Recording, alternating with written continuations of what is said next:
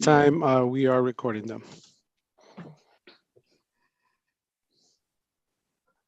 Yeah, I know we should give it about 20 seconds or so. So before we begin, so the live stream can start at the beginning. Because yesterday we had a little issue with it. I believe we are live streaming as we speak. Okay. So I guess Erin, did I take it away, right? You Yes, we are. Yeah. All right, thank you everybody for joining our February 16th, 2022, 6 p.m. meeting. I will be one of your moderators. I am the CEC 8, the AA for CEC 8, Erenita Cerrillo. As well as I'll be assisted by guest moderator Richard Guevara. He is our liaison from FACE at Central. Just wanted to cover a couple ground rules. Before the meeting begins, we want to remind you to please mute yourself whenever you are not speaking. And this is a public meeting and it is being recorded, as well as lastly, there will be a public comment session in our agenda tonight, and we will share logistics during that time. We do have interpretation services available. Very importantly, we wish to announce that there are Spanish, Bengali, and Arabic interpreters here tonight working on separate lines.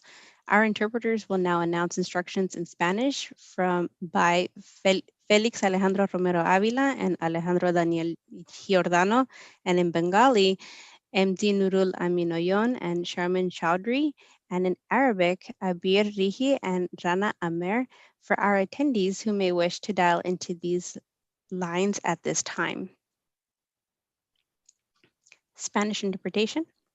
Okay, thank you. This message is going to be in Spanish. Hola, muy buenas tardes a todos. De parte de los anfitriones, bienvenidos a este evento. Si desean escuchar esta reunión en español, por favor marquen al número 347-966-4114 e ingresan el código 967-442-917 y el símbolo numeral. Les vamos a pedir, por favor, que mantengan sus micrófonos apagados durante la reunión. Les voy a repetir, para poder ingresar a la línea de interpretación de español, marquen al número 347-966-4114 e ingresen el código 967-442-917 y el símbolo numeral y mantengan sus micrófonos apagados. Muchísimas gracias. ¿Es Dan? Thank you, Spanish. Bengali. Vamos a escuchar ahora a el intérprete de Bengali, a uno de ellos, dando las instrucciones en ese idioma de cómo ingresar a la... Following message would be for Bengali community. Thank you so much. Bangla ভাষায় এই মিটিংটি সুন্দরভাবে দেখার জন্য বা শোনার জন্য আপনাকে phone করতে হবে 347-966-4114 নম্বরে। আর এই নাম্বারটা ডায়াল করার পরে আপনাকে একটা পিন নাম্বার ব্যবহার করতে হবে। আমি সেই পিন নাম্বারটাও বলে দিচ্ছি, সেটা হচ্ছে 699-238-121। এরপরে আপনাকে হ্যাশ বাটনটা চাপ দিতে হবে এবং সহযোগিতা করার জন্য আপনাদেরকে অনুরোধ জানানো হচ্ছে আপনারা আপনাদের কম্পিউটার বা ফোনের মিউট বাটনটা সবসময় চেপে রাখবেন। যখন আপনি কথা বলতে চাইবেন শুধুমাত্র তখনই আনমিউট করবেন। এই মিটিং এর শেষে মন্তব্য জায়গা থাকবে, তখন আপনি আপনার প্রয়োজনীয় প্রশ্ন করতে পারবেন, সেই প্রশ্নের উত্তর পাবেন। আপনাকে আবার নাম্বারটি বলে দিচ্ছি বাংলা লাইনের মিটিং শোনার জন্য 347-966-4114। এরপরে যে পিন নাম্বারটা ডায়াল করতে হবে সেটা হচ্ছে 699-238-121 দিয়ে হ্যাশ বাটনটা চাপ দিতে হবে। ধন্যবাদ সবাইকে। Thank you so much. Thank you, Bengali. And last but not least, Arabic. مساء الخير. للحصول على خدمة الترجمة الفورية باللغة العربية رجاء الاتصال على الرقم 347-966-4114 وإدخال الرمز 148-166-020 شباك أو علامة الهاشتاج.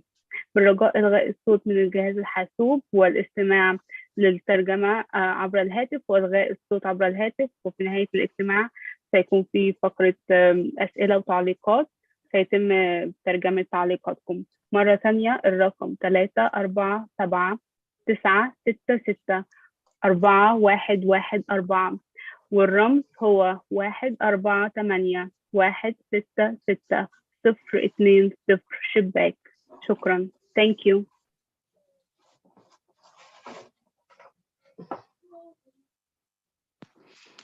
Thank you. Again, because we will have simultaneous interpretation all throughout this meeting, it is very important that everyone speaks slower than usual to allow the interpreters to keep up. If you are conducting a presentation, please make certain that you pause and allow our interpreters enough time to interpret your presentation. Please do not talk over anyone. And very brief, this will be the agenda for tonight's meeting.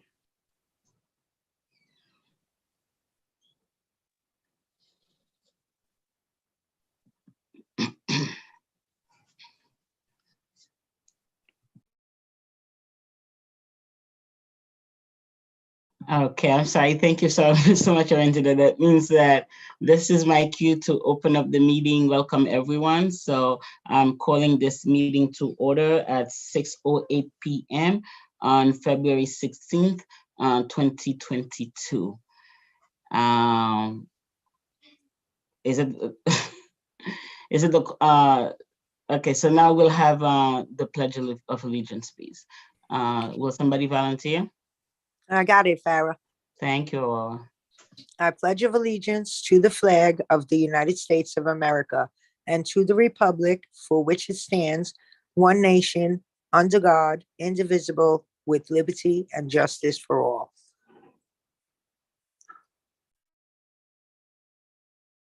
Okay, Gina, will you please do roll call? Thank you. Yes, so roll call for our calendar meeting of February 16, 2022. Crystal Brockington. Crystal is absent. Latoya Coleman. Present. Sandra De Jesus. Present. Farah Despain. Present. Sorry for the background noise. Lourdes Jabot. Present. Sabrina Rocchio. Present. Aurora Ronza. Aurora. I'm sorry, I was muted. I'm here. Okay, and Gina Staten, I'm here. Jadali Small. Jadali Small is absent. So we have 1, 2, 3, 4, 5, 6, 7, 7 present, 2 absent, which means we have quorum. Thank you so much for that. And if I'm not mistaken, okay, introduction of council members. Keep me going with that, Eventida. So yours truly, Farah Despain, your CC8 president. Next, Lourdes Jabot, CC8 first vice president and borough president appointee, chair of youth committee and co-chair of special education committee. Next, we have Latoya Coleman, CC8 second vice president and IEP rep, chair of the anti-bullying and domestic violence committee, and co-chair of the parent and community empowerment committee. My apologies. And next we have Sandra De Jesus, our treasurer. And next we have Gina Staten, recording secretary plus chair of mental health of the mental health committee. And then we have, well, Crystal Brockington, I guess who's probably running late, who's a CC8 council member. And we have Sabrina Rocchio, a council member and also the chair of the special education committee. And we have Aurora Ronda, borough president appointee and the chair of the social media committee and co-chair of the parent and community engagement committee and co-chair of the anti-bullying domestic violence committee. Yes, and so I guess now that will take us to the approval of the minutes and then the resolutions that we have for tonight. So members, please take a minute to I guess, reread the minutes, and then we'll go for the vote to accept the minutes.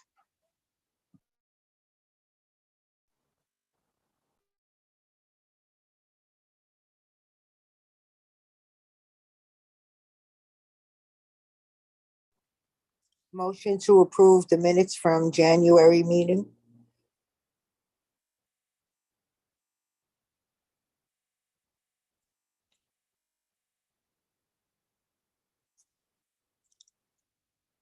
We need someone to second the motion. I second. Second. Oh. Okay, so Aurora made the motion, Sabrina second. And I will, Andrew second. oh, I'm sorry, Sandra, I apologize. So Sandra second. And I will take the vote now. Crystal Brockington is absent. Latoya Coleman, Yes. Sandra De Jesus, Yes. Farah Spain, Yes. Lourdes Strabo, Yes, present. do you vote yes to approve the minutes, Lourdes? Present. Okay. Yes. Yes, right? Thank you. Sabrina Rocchio, Almost said present too, yes. Aurora Ronda, I'm a yes. Gina Staten, I'm a yes, and Jadali Small is absent. So we have 7 yeses, and we can adopt the minutes. Okay, so just so you know, Gina, even though I know she's on the roll call list, but she's a student, non-voting member. Yeah. Sorry, no, yeah, I apologize. No worries. Okay, so now we have the budget reallocation. I'm looking for somebody to read that for me. I think Crystal was going to do it, but she's not here. So Sabrina, would you mind, please? Sure. Hold on one second. Okay, so we already approved them, Farah. So Now you're going to read it, and then we'll vote on whether or not we're approving it. okay, hold on. Do we send it to me? Hold on one second. So members, if you didn't get a chance, please sort of open up the resolutions so we can have them before us. I'm sorry, I thought the resolutions were after ACS. I'm sorry, they were what? Were they were after emailed the to you. No, after the ACS. Oh no, well, that's okay. We're just doing the reallocation of the budget first. Okay, that's fine, that's fine, okay. I was like, no, I'm sticking to the plan, okay. All right, hold on one second. All right, here we go.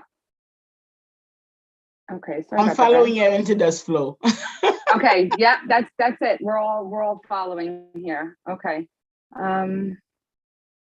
Okay, so here we go. Okay, so CEC Resolution 1 budget allocation for 2021-2022 council term. We have the current budget of 25,000. 400 member reimbursement, 17,275. Sabrina, you can just read the resolution. Oh, I don't. But if you want Arendida, you can project for us, like put it on the slide, the sorry. breakdown. Sarah, you know what? You threw me for a loop with this. That's why I didn't. It's okay. It's okay. I'm sorry. It's okay. It's okay. So community education, take 2. Community Education Council District 8, CEC, resolution in support of making budget modifications. Is this right, Sarah? Correct. Although Correct. I will not know until you say the first sentence. Oh, goodness gracious. All right. Whereas we do not have a full board. Yes, indeed. Perfect. Whereas we don't have a full board, and whereas we have not been using the amount anticipated for member reimbursements, and whereas we risk sending back a large amount of unused money from the reimbursement funds, And whereas we potentially do not have enough money in the parent engagement and supplies funds, and whereas it is necessary that we adjust the member reimbursement budget fund, 17,275 to 14,725 due to the 3 vacancies that we have. And we anticipate only using 12,775 of 14,725 of the reimbursement fund by the end of the fiscal year due to the fact that we are unlikely to fill the 3 vacancies by June. And whereas 4,500 will remain in the member reimbursement fund by that time, therefore be it resolved that the CCD8 will move the amount of 4,500 from the reimbursement fund to the parent engagement fund to facilitate the funding of the parent engagement events we are planning for District 8 in the upcoming months. With the understanding that 1, we may buy supplies, including office supplies if necessary, to be used to make our parent and community engagement events more formidable. And 2, allow the new members to get reimbursed from this fund if we were to fill our vacancies. Thank you. Motion to Motion? accept resolution in support of making budget modifications. Second. Okay, so for the budget, the resolution to. Making budget modifications. Motion is to accept the resolution I was getting in there. support. Thank you. I'll just take the vote. Crystal Brockington?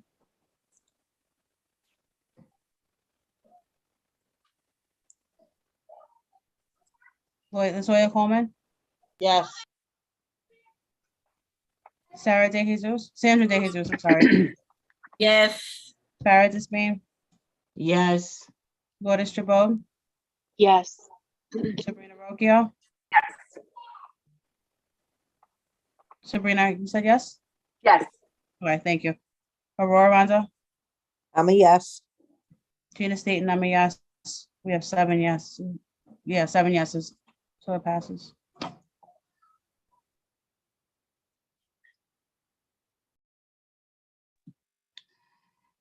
Thank you. And now Aurora will read first the resolution on ACS.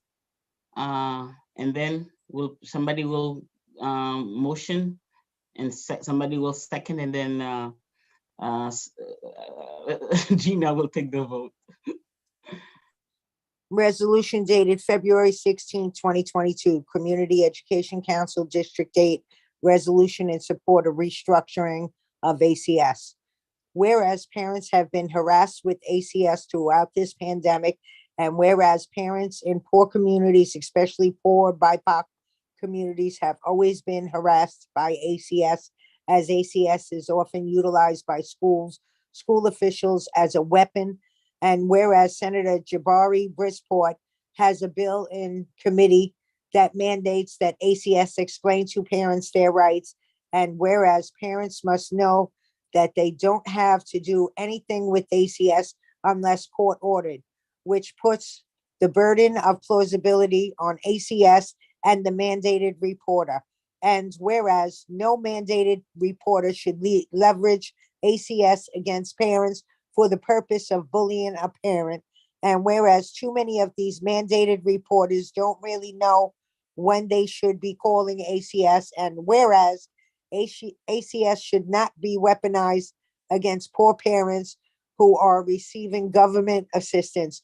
As one of the biggest problems we have in poor schools and poor communities is the intersection of too many government agencies that actually criminalize and brutalize parents more than they help. And whereas unfairly calling ACS on parents should be illegal and should have dire legal consequences, because the consequences are often dire for the families who end up separated and the children who end up abused in foster care system or end up homeless or victims of sex trafficking. And whereas state laws regarding ACS need real policy change, which would specify serious consequences, such as including but not limited to fines, professional disciplinary action, and criminal charges and imprisonment if found guilty for any mandated reporter or ACS caseworker who frivolously abuse ACS. Therefore, be it resolved for reasons set forth above, CEC 8 hereby supports Senate Bill S5484A in 2021-2022 legislative session, which is now in committee and requires Child Protective Services to orally and in writing disclose certain information regarding their rights to parents and caretakers who are the subject of Child Protective Service investigations. And be it further resolved, CEC 8 will embark on a few initiatives to not only support Senate Bill S5484A, but to pressure Senate Bridgeport to amend the bill to include legal consequences for those mandated reporters who abuse and weaponize ACS against parents. Be it further resolved, CEC 8 will help garner parents and community support for this bill through 1, holding a forum in which the DOE and Bronx DOE officials will answer questions for our parents about how they decide which situations are worthy of an ACS case. 2, holding a forum at which ACS officials will explain to our parents their procedure during this pandemic, especially when a parent has made it clear that she is homeschooling or not sending a child to school as a COVID safety measure. 3, holding a forum to explain to parents their rights when a school official threatens ACS action and when ACS comes knocking. And 4, writing op-eds as parent leaders and getting the media to shine the light on this problem. Motion to approve Second it. restructuring of ACS. I'll second it, Aurora. Thank you, Sabrina. The vote for the ACS resolution, Crystal Brockinson, Latoya Coleman, Yes. Sandra De Jesus, Yes. Farah Despain, Yes. Lourdes Jabot, Yes. Sabrina Rocchio, Yes. Aurora Ronda, I'm a yes. Aurora, what's your vote? I'm a yes. I didn't hear you, thank you. Gina Staten, I'm a yes. We have 7 yeses, it passes. Thank you so much, Gina. And now I believe we have the resolution on school governance. And to introduce that, we have with us the president of CEC 15, Camille Casaretti. I hope I pronounced that right. Well, Camille.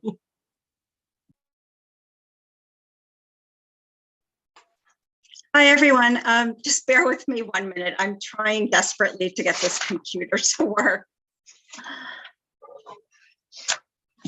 Hello, CEC 8, and thank you so much for inviting me. Hi, Farah. Hello, everyone. I'm Camille Casaretti. I am the president of CEC 15 in Brooklyn, and I thank you so much. I came to talk to you about the resolution on school governance. I know that you all reviewed it in your last meeting, but it is something that I had drafted originally, and CEC 15 passed it in December, and many of the councils throughout the city are adopting it. So right now, 8 of the councils have passed it, which is great. And I sent the template, and feel free to amend it in whatever way you see fit. But as you know, these resolutions are CEC's ways of expressing their opinions of the council and to request changes to the laws or other policies. So these resolutions are taken very seriously. And when multiple councils pass the same resolution, it holds more weight. So I do hope that you'll consider passing it. In 2002, school boards were removed and the mayor was granted full control of New York City schools. He was given the power to appoint the city school chancellor and a majority of the members to the PEP. The Panel for Education Policy meets once a month publicly to approve DOE contracts and discuss other matters such as co-locations. In fact, they're meeting tonight. And while they have the power, they do not have the power to enact policy, and they basically are the mayor's rubber stamp. The change of school governance in 2002 forced community school district boards to be replaced by CECs. And while we serve to uplift the voices of parents, represent their issues and concerns, and provide recommendations to the PEP, we are unable to make meaningful impact on the system due to this lack of legal authority in developing, approving, or rejecting policies, with the exception of zoning. So the law authorizing mayor full control of New York City schools is actually set to expire this June 30th, but Governor Hochul has been very vocal about her preference that mayoral control be extended for another 4 years. In the past, the extension was granted only for 2 years, so this is very different. And if the 4-year extension occurs, there will still be mayoral control until the year 2026. So this resolution does not ask for a release of the mayor's power, but it is a step towards greater parent voice, transparency, and accountability. There's been a lot of support for a move away from mayoral control towards school governance, and it's been 20 years that mayoral control has been in place. I think that most people would agree that more power needs to be given to the parents and a move towards a more democratic form of school governance is required. So I thank you so much for having me here, and I'm happy to answer any questions that you might have. But I appreciate you all and looking forward to working together in the future on our collaborative projects. So thank you, so Farah. much, Camille. Just so you know, we did discuss it last month, and members did have the resolution in their possession and have read it and have discussed it, but we will reread it together just for our audience, and then we'll just move to pass it. And since it is something that we have discussed several times with former Chancellor Carranza, former Chancellor Misha Porter, and just the other day with Chancellor Banks, I don't foresee it not being passed tonight. So we'll see though. Sabrina, will you please read it for us? Thank you. Absolutely. Sure. The resolution, February 16th, 2022, on New York City school governance by the Community Education Council, District 8. Whereas for the reasons set forth below, CEC 8 hereby resolves to support amendments to the New York State Law 2590 and the formation of a task force to conduct a comprehensive study on school governance in New York City and submit recommendations on a transition plan for New York City school governance. Whereas mayoral control has removed all power from the CCECs and public school parents and the school communities that are served by the Department of Education. Whereas within the education law, it states that the community council shall have no executive or administrative powers or functions. Whereas the panel of education policy, which does have the power to enact policy, continues to remain an almost entirely appointed council that some in the legislature have been referred to as the mayor's rubber stamp. Whereas the exception of one parent member, all the members of the PEP are appointed by the mayor and borough presidents in conjunction with the city council and are not actually elected by the people that they represent. Whereas NYC schools require a new form of school governance that not only values parent voice, but includes parents in a far more collaborative way than the present method.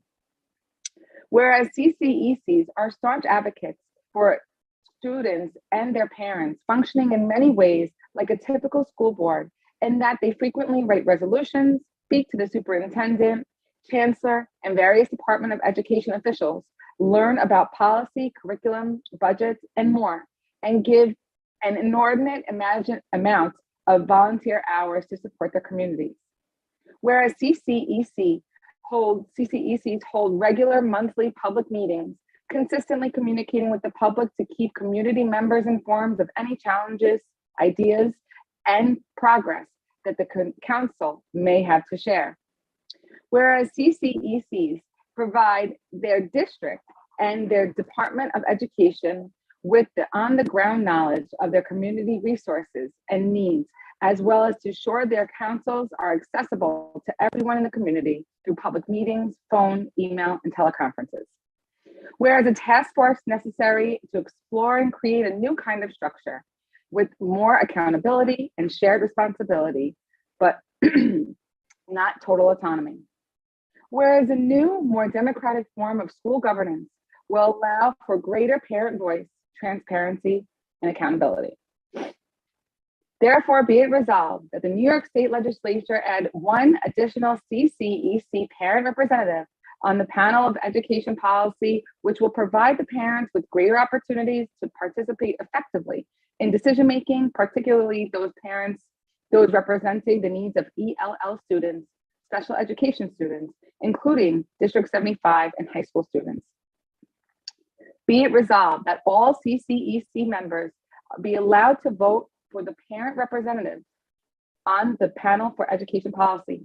Be it resolved that one non-voting appointee from the NYC Comptroller's Office be added for the panel for education policy to encourage fiscal oversight and accountability. Be it resolved that the District Community Education Council compositions be reconfigured to include a high school representative and a District 75 representative. Be it resolved that CEC presidents or their representatives are a member of the district leadership team. Be it resolved that the New York State Education Law be amended to include the District 75 Community Education Council. Be it resolved that the amendment language that provides parents for current students who are or have been at any time an English language learner shall be eligible to apply to serve on the district community education councils. Also apply to the citywide Council on English Language Learners.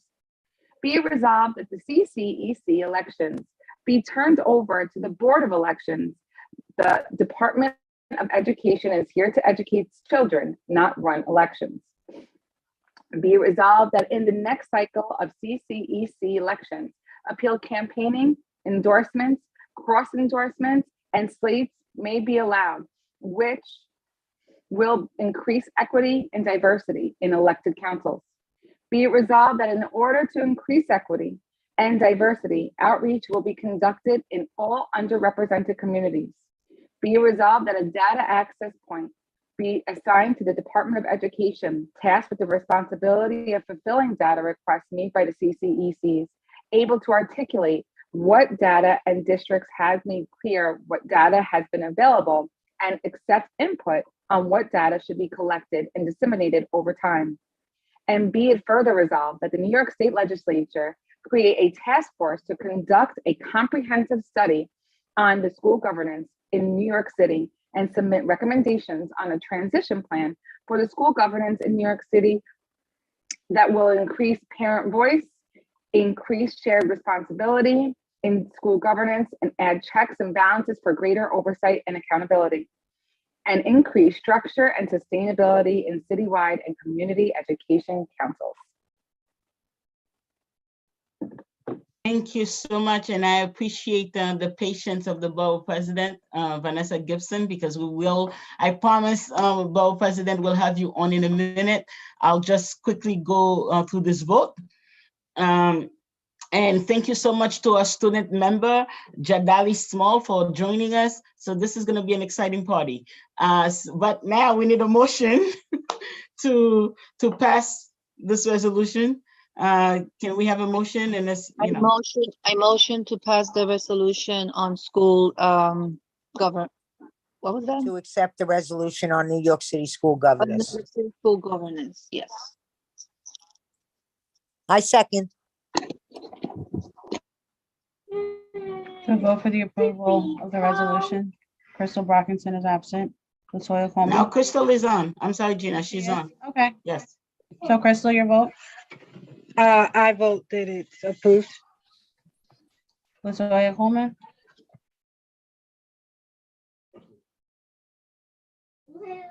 Latoya, Yes. Sandra De Jesus, Yes. Farah Despain, Yes. Lourdes Chabot, Yes. Sabrina Rocchio, Yes. Aurora Ronzo, Aurora Ronzo, Yes. Gina Staten, I'm a yes, and Jadalia is no vote. We have 8 yeses, so it passes. Thank you so much. And now, so I will push my report to a little bit later and the report of the committee members a little bit later so that we can have a presentation from the Borough President. So Borough President Vanessa Gibson, it is such a pleasure to welcome you here. It is exciting. So without any further ado, please, the floor is yours. Thank you so much. I hope you can all hear me. I'm in transit going to an event, but I certainly thank everyone. Good evening, ladies and gentlemen. It's an honor to be before all of you, Community Education Council for District 8. So excited to join you at your monthly meeting at the beginning of my administration. So honored. And I want to thank our president, Ms. Aurora Ronda. I want to thank all the members. I want to shout out our student member, Jadali Small, a 12th grader at the Bronx Studio School for Writers and Artists. It's good to see young people involved. Really grateful for all of you, and to our Executive Superintendent, Erica Tabaya, and all of the distinguished members of CEC 8, our borough appointee, Ms. Aurora Ronda, and really all of you. I am excited. I am in my 8th week, and I want to greet all of you in my official capacity as your 14th Bronx Borough President. I am grateful for the opportunity to serve for such a time as this. And it's really, really an honor to be your borough president. I've come a long way. It's been a long journey, but I am here. I am excited. And even in the midst of all the challenges we face, I am still full of hope. I'm full of optimism that better and brighter days lie ahead. So I first thank all of you for your service, for all the great work you've done. The past 2 years of COVID-19 has reminded us that life is so precious. No one is guaranteed tomorrow. And COVID-19 has had a real impact on us in the Bronx. We have one of the highest death rates to COVID. We had so many families living with health disparities and underlying health conditions that were exacerbated by the pandemic. And it's just a painful reminder of a lot of work that needs to be done. And so I am grateful. I'm ready to serve, ready to lead, ready to partner with all of you. But I want to thank you for your commitment and your dedication. Serving as members of CEC, making decisions on behalf of the entire school district, working with our teachers and administrators and parents and our students, and really making sure that we invest and provide access and opportunity. I am grateful for your service, for all of the great work you've done. And I have a lot to talk about. I have a very ambitious agenda. So I just want to go through some topics that I think are very important for all of us as we move forward, as we work with this new administration with Mayor Eric Adams, Chancellor David Banks. But for those of you that may not know me, I am not new to elected office. I'm not new to city government. Previous to my time at Borough Hall, I served as a member of the City Council, District 16, and I represented the West Bronx. I represented most of District 9, a part of District 12, and a part of District 8. And so I am grateful for the time I had in the City Council and a lot of great things that the City Council has led. I hope that this new council and this chancellor will continue. So as I heard the report and I'm hearing a lot of the presentations that you're getting tonight, I first want to recognize Fair Student Funding, FSF. We fought in the City Council to maintain that program at $100 million when a lot of the funding was in jeopardy, thanks to my chair, Mark Traeger, and others and parents and leaders. And we want to make sure that schools have sufficient budgets. FSF is the way to go. I certainly support the campaign for fiscal equity, making sure that New York City schools get its fair share in the CFE money. And while I know it's been a very, very long journey, I certainly want to make sure that the state does its part. As the state is working on their budget now for April 1st, we want to make sure that we maintain the student pupil funding. We also want to get money for after school and summer youth, and making sure that we support expanded learning opportunities. That's important for us. So I will be working with our colleagues in Albany to make sure that we can also do that as well. A number of issues we also fought in the city council to maintain Title IX funding for many of our schools, PSAL and sports programs. I am a big fan of universal after school. I can't wait until we achieve it and have after school in every single school. I'm a big supporter of community schools, and the model that we started, I think, is very successful. I want to see it expanded further. This administration has the chance to do more. When I left the council, we were only expanded by 25, and that's citywide. That's not enough. Every school should be a community school, and every school should have a full-time nurse, a social worker, and a guidance counselor at minimum, not maximum, but at minimum. And we have schools that don't even have that, and that is unacceptable. We have a lot of our schools in District 8 and in the Bronx that have a high concentration of students with disabilities, D75 students, students with IEPs, and students in temporary housing. So it means that these students need additional support. They are talented, they are gifted, they just need the support, and parents need the support, engaging parents in a real transformative way. That's how we build strong schools. That's how we strengthen our families. So I want to be a part of that effort to identify the schools where we have a high concentration of students in need. I know across the borough, we've been dealing with attendance issues and truancy. So I do want to make sure we address that and the underlying reasons of why some of our students are not coming to school in the first place. I also want to address literacy, both for students and parents, not just students. But we also have to have adult literacy for many of our parents that are English language learners and don't speak English as a primary language. I am very adamant about addressing the digital divide. I feel that many families don't have internet connectivity. They don't have latest devices. So as the borough president, Reso A funding, we want to make sure that we expand that to the schools that are the most in need. I did that as your city council member for 8 years, funding a lot of schools and technology upgrades to make sure we have the latest technology, smart boards, Chrome notebooks, laptops, science labs, computer labs. I want to continue to do that as well. There are programs that I think can work, like Single Shepherd, which right now is only in several school districts. I think that's a great, successful program that identifies mentors for many of our students. I think that's great. A lot of school advocates and parents have talked about healing centers, trauma-informed care, wraparound services, and dealing with social emotional learning. And I support all of that. We just have to find a way to get it into the schools that need it. In addition, you know about My Brother's Keeper, the MBK program that was started under the Obama administration. I also want to see that focus on girls. I love supporting our young men, but we need to support the young ladies as well. Gender equity and making sure that we have young ladies that are getting into a lot of these pipelines of careers that are dominated by males, like construction, like tech. We want to make sure that we have more women in sports and young girls. So those are things I want to focus on with all of you as well. And then SYEP, of course, is super important. I think the greatest thing we can do is invest in young people and their development and giving them a job, because a job can transform their lives. Summer Youth is a great program during the summer, but there's an opportunity to have an all year round Work, Learn, Grow program that the City Council funded a few years ago.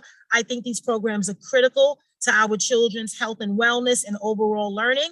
I am the biggest advocate for school-based health clinics. I just had a chance to open one in District 9 this week in conjunction with Montefiore Medical Center. I want to see that expand all over campuses that need the medical, the dental, the vision services for free. I think that's important to have clinicians, psychiatrists on site, because our children are traumatized. They cannot learn for many, many reasons. Some of our kids come to school hungry because they don't get breakfast at home. That's why universal free breakfast and free lunch are important components of our students' learning. And since I'm talking about food, let me talk about the quality of the food in some of our schools. The kids don't like it. Sometimes the food has to be a little bit more creative and culturally sensitive and recognizing some of our students' dietary needs. You know, we have a mayor that is a vegan and wants to propose a lot of changes to the Office of School Food. I believe in scratch kitchens. Some of our schools don't even have kitchens. They have warmers where we keep food warm all day. And a lot of that food has MSG and other things inside that are just not healthy. So I want to make sure that we can expand on the City Council's Scratch Kitchen initiative. But I also think equally as important as what we eat is the space in which we eat the food in. And cafeterias need to be redesigned. They need to be more modernized with booth style seating, with artwork. I mean, it has to be a place that's welcoming, right? So that students actually feel I can go and good food and a good environment and an atmosphere that they can feel comfortable in. So we have a lot of ideas. We have a long way to go.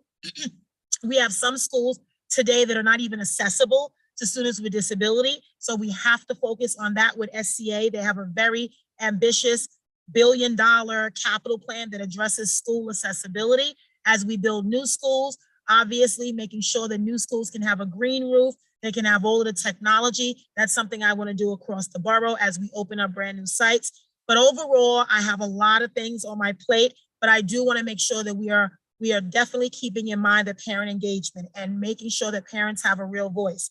I know that our parents are working, they have a lot of responsibilities. It does not mean that they don't care because they can't attend a PTA meeting. It just means we have to engage them differently. So having Saturday sessions, working with after-school providers, finding incentives that bring parents in, bringing them to the table so that they understand that they are an important part of their children's learning. So a lot of these things to me are not impossible. It's how you cut the red tape, how you get through the bureaucracy that exists in a lot of these city agencies, including the Department of Education, the Office of School Food, the Office of Student Enrollment, and the Office of Pupil Transportation need to be reformed. I hear from parents who are denied bus service because their children are not eligible. And a lot of our parents don't feel comfortable with their children walking to and from school. Some of our neighborhoods are not safe and parents do not feel safe. That is our problem. The educators, the administrators, the principals, the teachers, the paras, all of the school support staff have a responsibility while children are in their care. But guess what? All of us, we have a responsibility to make sure the neighborhood is safe. And we sometimes wonder why students bring weapons to school, not because the school is dangerous, because the neighborhood is dangerous, because they have to travel through a neighborhood where they're victims of a crime or victims of robbery. Like, I hate to see that young people are robbed of their cell phones, of their footwear, of their clothing. They're bullied. That is not acceptable. And I don't want to see that in the Bronx or anywhere else. So we have a lot of work to do, but this work is all about balance. We need school safety. We need school crossing guards. We need SAPIS workers. We need all of our support staff and administrators and our paras. We need to support parents in a real way and provide the resources. You and I understand that this is about much more than money, because you can give a school all the money in the world and that still may not make a difference. Students may still not be proficient at grade level. They may still struggle. So it tells you that there are other ingredients that have to work together, right? I always say this is like a cake that you're baking. And if there's an ingredient that's missing, that cake doesn't taste good. We are all the ingredients that are needed. The parents, the unions, the support staff, the teachers, the administrators, everyone has a role to play, no matter what title is in front of your name. We have got to do better. I fear that because of the pandemic, so many of our students are further behind, and that worries me. That worries me badly, because it means that we have to redouble our efforts. And I am here with you to be in the trenches, to do the work that is necessary, to work with the mayor and the chancellor, and to get stuff done. We cannot give up on our kids. We will not give up on our kids. We will allow them to dream, to hope, to give them internships, to partner with the private sector. I definitely want to make sure that at the middle and high school level, we have more opportunities to work with our colleges so that young people see the pathway to college and careers. They see these opportunities that they can actually have access to and can realize, right? I don't want children to feel that their block blocks their blessing, or because of what neighborhood they live in, they're doomed to fail. I don't want them to think that, and I don't want anyone to feel that those are the circumstances that we have to accept as true, because it's not. Our children are gifted and talented. They're destined for success. All we need to do is invest in them. We got to cut through the red tape, stop the drama, stop the nonsense, and just work together and make sure that at the end of the day, we are making decisions that are in the best interest of every child we serve, no matter who they are, what they look like, what neighborhood they live in. None of that matters. Our children deserve so much more. And it is up to us to make sure that their future is better than ours. So as CEC members, I look forward to working with you. My team, my Director of Education is Monica Major. My education liaisons, Nereida Gomez and Angel Gould, are on the call, and I implore you to work with us, reach out to us. We also have a Fathers Taking Action initiative that we've been working on for years in the Office of the Bronx Borough President. We also have opportunities to join the local community board as young as 16. We are also reinstituting the Borough President's Youth Council that used to exist many, many moons ago, and we're now reinstituting. You know, we're gonna resurrect it. I believe in resurrection. So we're gonna resurrect the Youth Council and really try to make it a model for what we wanna see. So I thank you so much for your time tonight. I appreciate all of your work. I encourage you to keep pushing, and don't give up, because our children are worth every fight, every battle at the end of the day to invest in their future. Thank you so much, Vanessa. Thank you so much, Borough President Gibson. So do you have a few minutes for questions? Yeah, sure. Okay, great. So I guess the most important question that I have for you in the name of the CC is, how can we concretely work with you? Because you're speaking a lot of truth here, because we've been preaching these things here forever. Yes. And we are looking for ways to take action with you, because obviously, you know, as a CEC, we don't really have teeth like that, but you do in terms of what your office can do. So how can we do that? Because we want to be your partners. Yes, I definitely think working with my education team, and let's continue to have conversations about ideas, about how we tackle a lot of the issues that we face. But we also have to make sure that we bring the leaders to the table. Chancellor Banks and his executive team, they have to come to the table and they have to visit us in the Bronx. The Chancellor was in, I believe, District 12 earlier today. And no, District 11, sorry. And I appreciate him coming, because the only way you're going to find out what's happening in our schools is by visiting our schools. And I've been trying to do that. I try to visit about 2 to 3 schools a week. Today, I was at the West Bronx Academy for the Future on Fordham Road in District 10. I had a chance to visit Samara Community School in District 12. I'm trying to get around as much as I can. There's so many schools, so many people to meet, but I am here, my staff is here. And, you know, besides the CEC, let's look at beefing up PTAs, right? One struggle I have with PTAs is some of our PTAs across the city have $1 million budget, and yet we got $100. There should be a baseline. There should be a standard from the DOE of what every PTA can do, and give us a real budget, right? Why are we forced to fundraise so often just for basic things that others have at their disposal? So those are the things I want to change, and I know change takes time, but to me, nothing is impossible. بس إنها يعني تقريبا إن إحنا ممكن نعمل أي شيء وكل شيء ممكن تحقيقه. So it is so great that you actually said that, because as at the CEC and President's Council, we're actually working on a new initiative to beef up our PAs. So this is great that we are thinking the same way. That's good. Yeah. Yes. And any other questions for the BP from council members? Just looking forward to all this help that we need, and looking forward to having Ms. Gibson come out and see our schools and see what we're doing and give us the help when it's wherever it's needed. Thank you. Yes, agree. Definitely. And thank you. And on behalf of the CEC, I would love to invite you to a roundtable. Okay. Because, you know, we've tried before and we have not been able to make it happen. So it would be great if we could have you at a roundtable, either for the CEC 8 or for the whole Bronx, in terms of Bronx parent leaders at NYCSF, the New York City Coalition for Educating Families Together.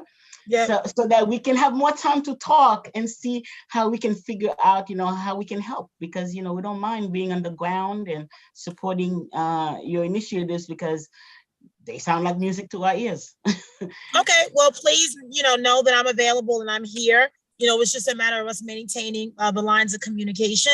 No issue is too small, no challenge is too great. I've been told so many times that things are impossible, but guess what? We get it done. We got universal right to counsel done. During my time, when we saved families from eviction, we maintained fair student funding. We maintained the CUNY ASAP program that the administration wanted to cut. And when they tried to tell us, no, we couldn't add more slots for summer youth, guess what? We did it. And so I just feel like this administration will be much more amenable because they get it. Not just the chancellor, but Mayor Adams struggled with literacy. He had a learning disability growing up. He understands, and a lot of the challenges that our kids face is because they may have a disability that's been undiagnosed. I also think that we have to take more care of children with special needs. I hear from a lot of parents that are starving for programs and resources, don't know where to go when it comes to some of the support for their children, even down to the parks and playgrounds we build. We have to accommodate it for children that have autism and that have other disabilities to make sure that our parks are accessible to all of our kids. I've heard that a lot, and that's something that I want to work with the Parks Department on, because I just don't think that that's always a priority. It's not always within everyone's thought process. And it doesn't mean that, they don't care. It just means that it may not be a priority. So guess what? We got to make it a priority. Amen. And Latoya has a question for you. Okay. Go ahead, Latoya. Hi, good evening, President Gibson. I just wanted to know if you're willing to work with us to address the violence in, District 8, throughout the Bronx, so we, so it can be safe for our children to, go to school and, be safe for the parents and others as they're, going to obtain their education. Right. So public safety is a number one issue that I care about. It is something that every Bronxite has a fundamental expectation to be safe. And unfortunately, just year to date, in these 7 weeks of being in office, we've seen far too much violence. We have a major problem with the supply of guns, illegal guns that are coming into the Bronx from out of state. They're not manufactured in New York City nor New York State, but they're coming here into our communities. I think equally as important as stopping the supply is addressing the mindset of why young people want to pick up a gun in the first place, for fear of retaliation, for crew involvement, for safety, for retaliation and just conflicts, being bullied.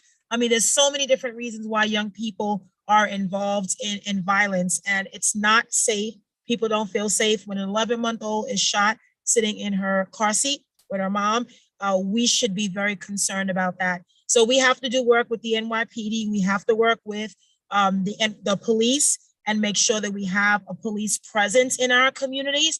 But we know that's not the only answer. There are instances where there's a shooting on the block where cops are there and it's just random and it's just out there. And it just reminds us that there are other components of public safety. People feel safe when there's lighting, when there are cameras around, when you have jobs for young people, when you have community centers for youth where they have a place to go. They don't have to stand on the corner. They have recreation, they have opportunities, they have jobs. All of those things are important components that are under reimagining public safety. So that is something that I am prioritizing. I am in the process of working on an office of public safety in our office that has never existed. I think that's important because so many people care about public safety. No matter where I go, no matter where you live, everyone should be safe. So we're working on that, and I'm hoping that January was just a little bit of a test, and February we will see far less violence, and it will continue. Thank you so much for that. Yes, safety is a human right. Go ahead, Latoya, I'm sorry. True. No, I was just telling her thank you. Thank you. Thank you, Latoya. Any more questions for our BP before she goes? Because I know she's on her way to somewhere, and she didn't invite us, guys. Crystal got a hand up. Oh, Crystal, go ahead, Crystal. I do have like a really quick question because I heard everything that you were saying and it sounds like it's a great start, but I didn't hear you mention anything about the implicit bias that our kids face. So we can empower them all we want behind closed doors, right? But once they go out into the world, they're like really facing real life, right now, implicit bias. And it's affecting our Blacks and Latino kids higher than other races. So I just wanted to know if you had any initiatives to sort of open up the culture, or, maybe have some type of cultural transfer between, new people entering into our community, people that are in our community already, things like that. Yeah, that's a good question. So I think the Department of Ed has started this process under Chancellor Misha Porter with cultural sensitivity and implicit bias training. We've also done that at the NYPD. The challenge and how we get that out to the broader public is it has to be done in a way through some sort of an entity, whether it's a local CBO. It's hard to do it through an agency because agencies are tasked with certain responsibilities to provide the training for their workforce, right? So NYPD is all of the uniformed and civilian members of the service. DOE is all the educators in schools and students. So in order for us to have that possibility through a community lens, I would need a local community group that could actually administer these training classes and what that looks like, and make sure that, we are cultivating and understanding in an environment of acceptance and tolerance. We have seen a lot of hate crimes in this city, particularly among the AAPI community, the LGBTQ community, the Jewish community, African-American, Latino, immigrant. I mean, I think everyone at some point has been a victim of a racist and discriminatory society for many different reasons, in housing and education. We have it all over. The New York City Commission on Human Rights is the one agency I think of that could possibly conduct some sort of a training that would be broadly for the public. They handle all discrimination cases in the workplace and other spaces in New York City. But I definitely appreciate that. And I think that's important because it means that people just need to be taught. Sometimes I often say, if you know better, you do better, right? And some people just don't necessarily know better because they haven't been taught. They haven't been taught how to work in an environment with people that don't look like them, that look different, but you have the same priorities. You're a parent, you're a teacher, but you come from a different community. That's the challenge in itself sometimes. So I think slowly the administration has started something. My hope is that Chancellor Banks and Mayor Adams will continue. I think Annabelle Palmer is the current commissioner of the Commission on Human Rights. So I would love to, speak with her and find out if there's any potential plans. But I do think if there are community groups on the ground that are doing this training and how we can help support them, I would be supportive of that and willing to help in that regard. Thank you. Thank you so much. You have time for at least one more question. We have somebody from the audience who has a hand up. Sure. Okay. Erin, did I help me with the name? Because I can't see the person. I believe it's Sabrina Skelton who Yes, has a thank you. question. Okay, Ms. Skelton, you're unmuted at this time. You may ask your question. Go ahead, Austin. So actually it's from my daughter who's watching with you. Just wanted to let you know that she's doing her Black History Project on you after meeting you when you were giving out the COVID test in Parkchester. She was with me and she has one question to add to her, two questions that she wants to quickly add to her project. Go ahead, Austin. So one is that, what's your favorite color? And what's the other one? And the other is, what's your favorite food?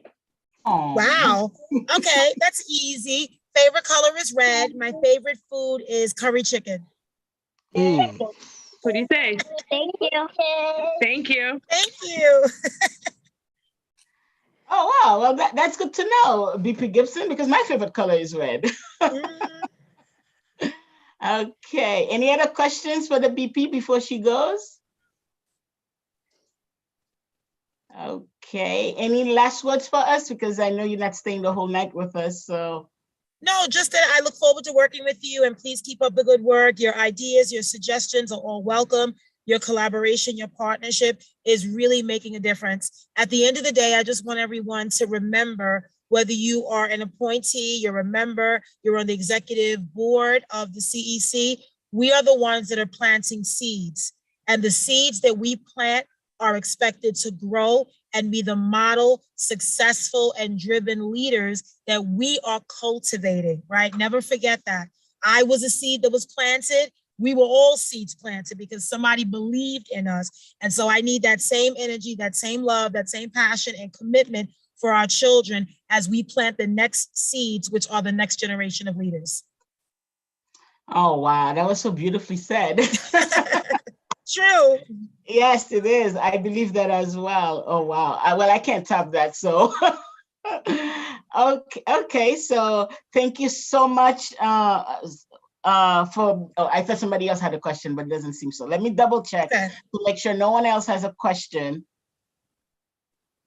And then we'll follow up with Monica. I believe Monica is a good friend of mine. Yes, Monica? Yes. We've been working with Monica for a long time now. So thank you so much, Borough President Gibson, for being here with us tonight. It was so great hearing these empowering words from you. Thank you. Yes, but also to know that we believe the same things, because then it makes it so much easier to partner and work together. So I think I can speak for the CEC right now when we say that we are very hopeful and very glad that you're in this position, because we think we're going to plant some seeds together and watch them grow and harvest them. Thank you. Thank you so much. Thank you, everyone. God bless you all. Thank you. God bless you. All right. Take care. Have a good night. Take care. Thanks, Enjoy you too. the night. And whatever you did, I know you didn't invite us, but whatever you're going to get from wherever you're going, you can Uber it to all of us here. No problem. Thanks, everyone. Thank you. Good night. And now I believe we do have someone from the office of Assemblywoman Jackson. If you would like to say a few words before we go back to our normal scheduled program. One moment, Madam President, pardon the interruption. Thank you. They're now a panelist. Okay. They're unmuted. Hi. Staff member from the office of Assemblywoman Jackson. Could you unmute yourself, please, and share with us some good words? No, I guess not. I don't know what's happening. All right. So I guess we'll go back to my report. And oh God, that was so good. I feel like I went to church just now. And Ms. Gibson was preaching. Woo! So I can't follow that. So I'll just go back to my little notes over here. So last week we had a really great town hall with Chancellor Banks, and he said he enjoyed it, and he said some of the same things that Ms. Gibson just said here in terms of working with parents and working with CEC8 and really taking seriously some of our concerns or all of our concerns. So I'm excited, and we already have an invitation out for Chancellor Banks for a roundtable, something that will, so we can have more time to discuss and plan. And obviously just now I invited BP Gibson for a roundtable so we can discuss at length and we can give our parents an opportunity, to present their grievances and their hopes and their desires, to the people who actually make decisions. Also, at New York City SEFT, we will once again hold forums for candidates for the State Assembly, the State Senate, and also the US Congress, because those folks are up this year. So we'll be holding forums, candidates forums like we did last time. So parents, please, and educators, and people who work for the DOE as well, you're welcome to give us questions to help us plan these events, so that when we are asking questions and we are having these fora, right, or forums, I believe they both correct, we can ask questions that actually reflect your concerns. And then finally, for my report, I I am really concerned about the, I guess, the level of parent engagement these days at CEC 8 and just across the borough in general, but especially at CEC 8 because, you know, I am here, I serve in CEC 8. And the narrative is often that parents don't care, right? Or parents are too busy, or parents don't want to get involved. And I want you to know that I conducted a really great experiment in the last few days, like let's say the last 2 or 3 weeks, where I applied some of the things that I've learned as a community organizer when we really want to get people in a particular place and you want them to take particular actions. And I have to say, I will not mention the school or the situation, but these people that, and probably they're on the call, they know what I'm talking about. And we were rather successful, right? But it entails doing the actual work of reaching out to parents steadily and in unconventional ways. Right? Because like I said to Chancellor Porter once, a survey is not a conversation. I'm going to say that a flyer is not a conversation. An email is not a conversation. If you really want parents to get involved, then you need to have real conversations with parents and tell them how, or better yet, ask of them how they can be of service. So I spoke to Madam President from President's Council earlier today. And I spoke to Ms. Jabot, who's also the first vice president over there at President's Council and over here at the CEC. And Superintendent Joint, I really want your support in this. And Ms. Hernandez, Sylvia Hernandez, and Ms. Ruiz, we really want your support on this because I think the direction that we need to go in order to strengthen PAs, because you're not going to have real parent leadership unless you strengthen PAs, right? Because CECs are just 11 members, right? PAs are members, you know, in District 8 alone, 36 schools, right? You just multiply the number of folks on the executive board of a PA, and then you see how that works, right? You multiply that by 36. So what we are suggesting and what we want enforced, right, is number one, making sure that parents know that they can opt to have us to choose to share their information with us as a CEC through their NYCSA account. That is not being done.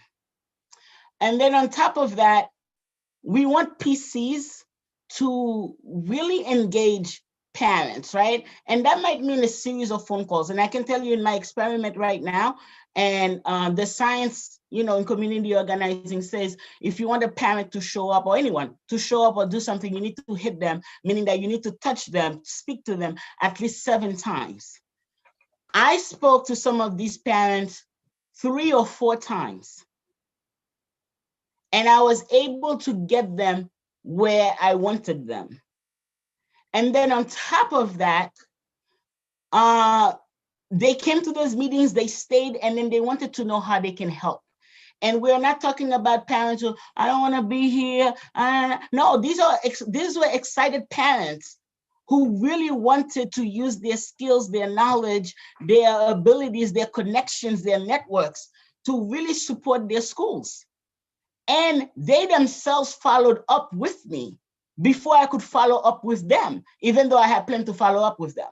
So what is clear for me is that we need to make sure that PCs are truly doing outreach.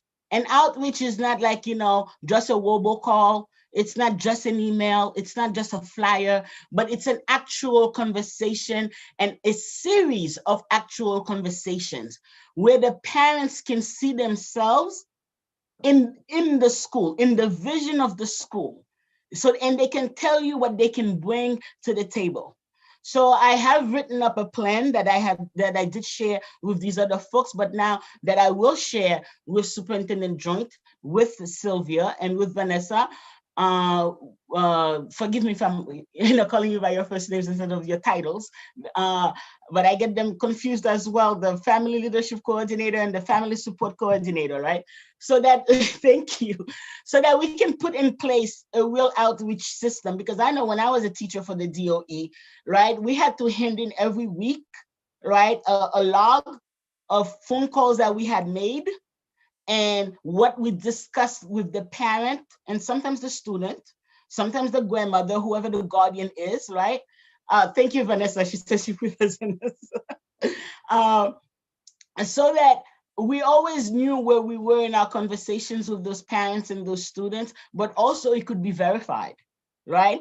Because we always had I mean, at least for me as a teacher, and if I know Carla is helping us to live stream, and I know she can testify to this too, because we taught at the same school, is that there was always this fear that the AP might call that parent, because it's on your log, you have the number, you have everything, or the principal herself, well, because my principals happen to have been female the whole time I was teaching, where you were forced to have those real conversations. And then you could tell when those parents, you did really have conversations with those parents, because they became more involved with the school, with the kids, and their scores improved in your classroom. So I'm looking to do something like that, where we can sort of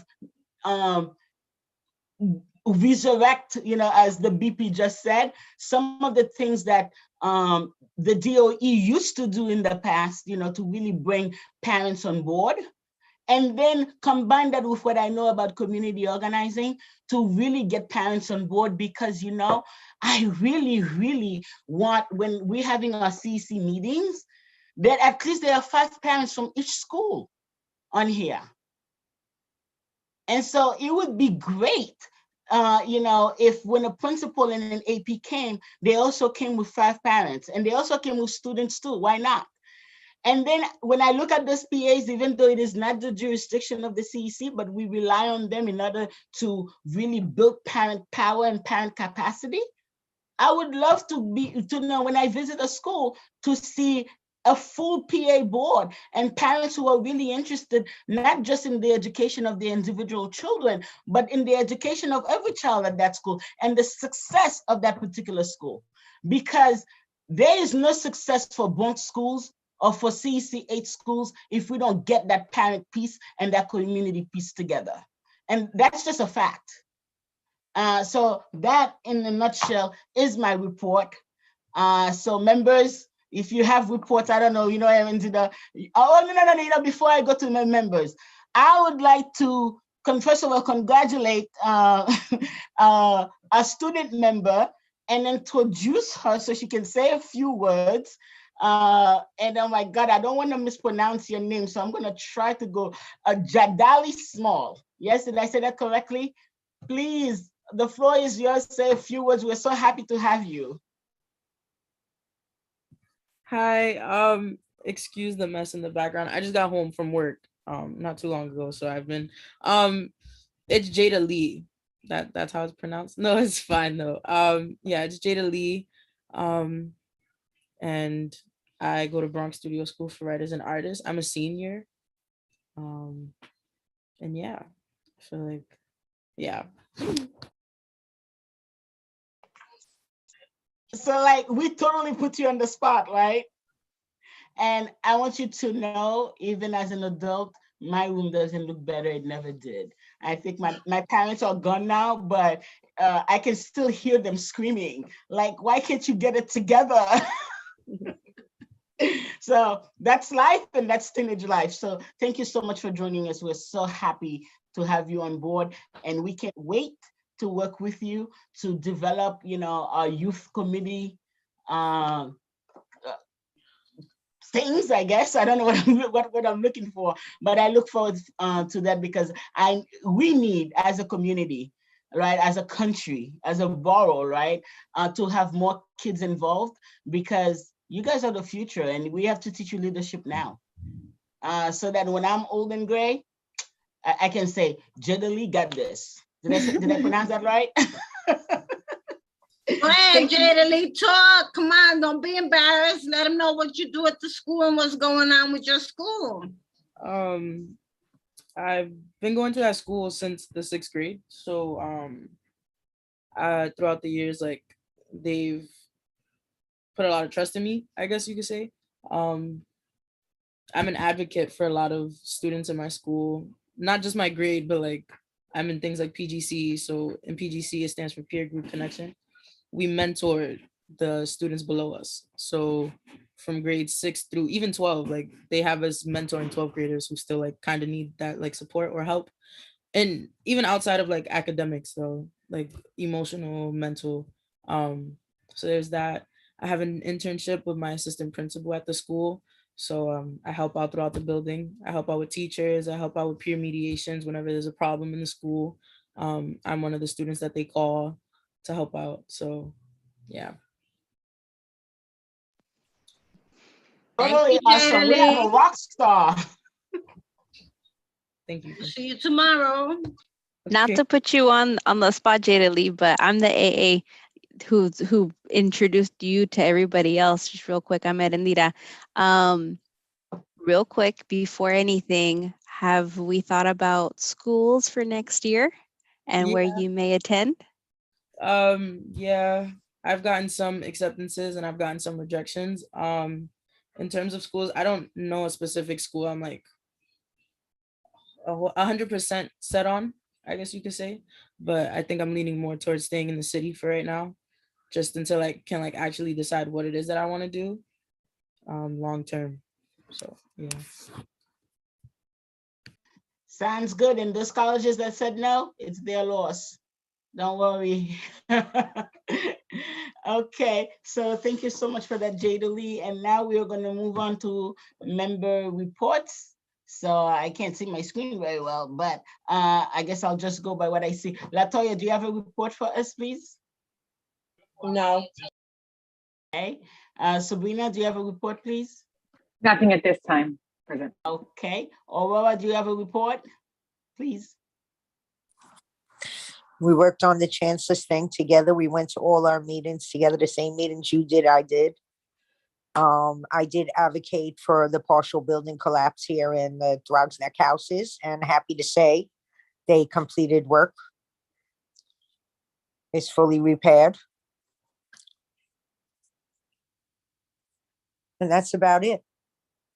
Okay, thank you. Gina, do you have a report, please? No report. Okay. You know, at this point,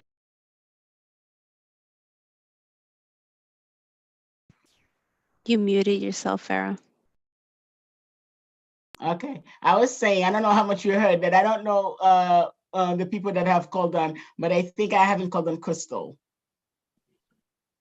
So I did actually have a few meetings, just to check in, you know, with school and work and everything else. And my favorite school is doing well. The other night I did try to link them up with the deputy chief.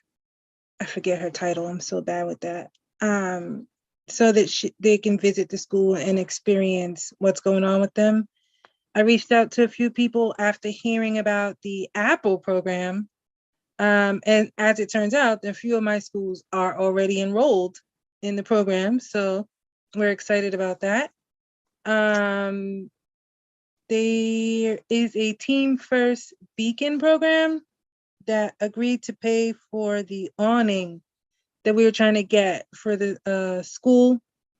Because parents were standing outside in the rain because of COVID to pick up their kids. These are young kids. And so they were trying to get like an awning of some sort to cover, you know, especially in the colder months with the snow and the rain. So they found a third party that's willing to sponsor it. So it's awesome. That's about to happen.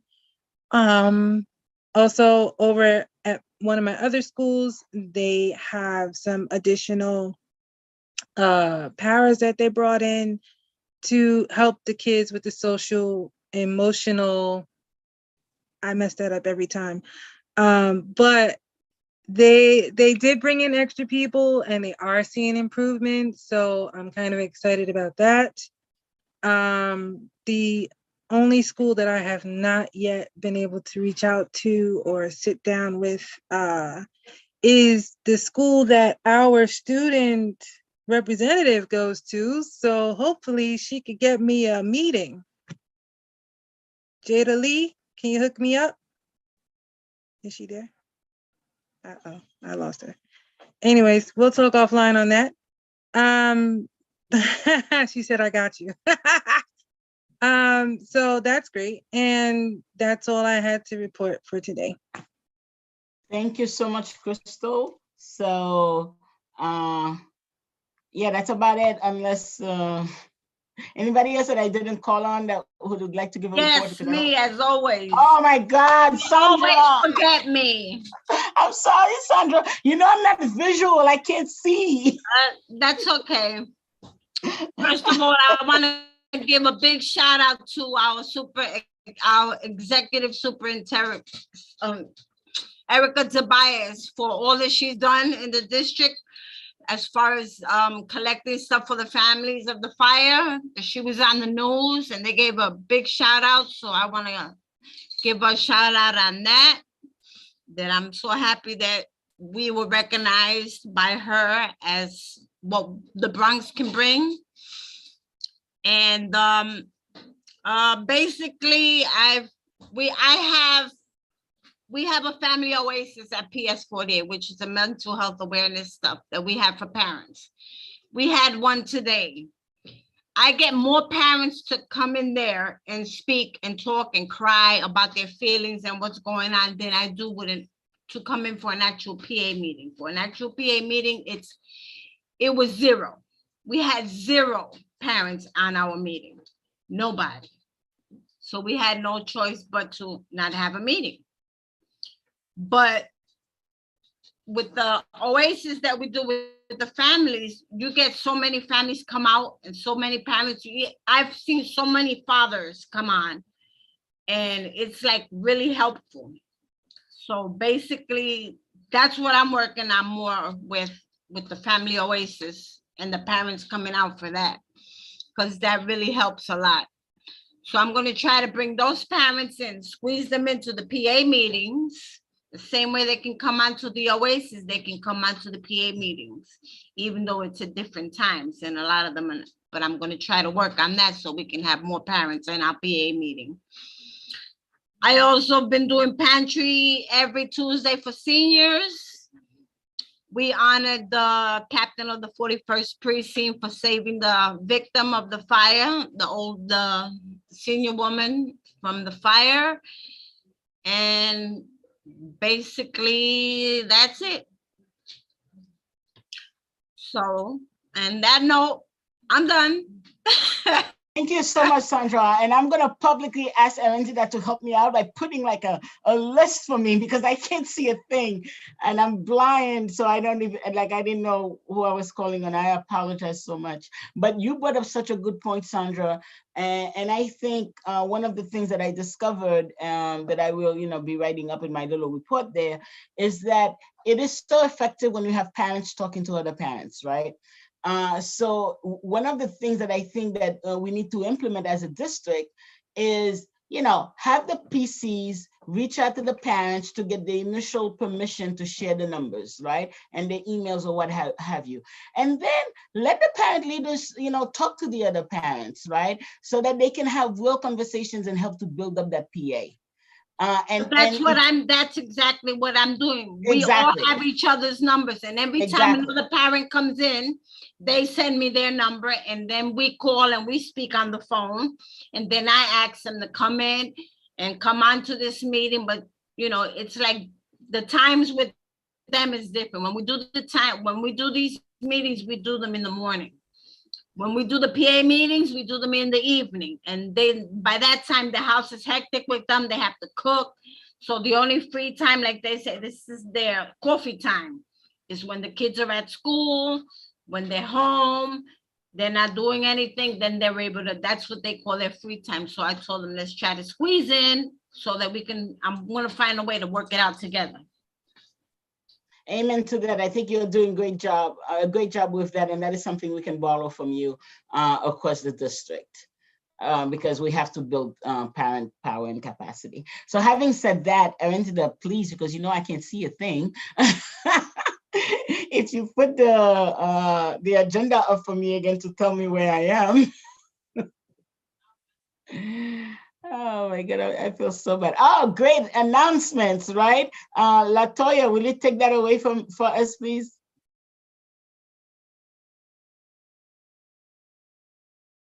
Latoya always does our announcements. Are you still there, Latoya?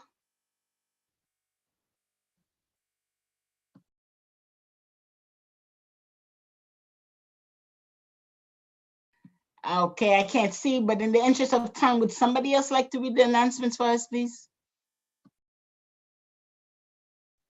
I can't even see no announcements. They're on the Community Education Council 8, welcome, please sign in. Benvenido, por favor, register.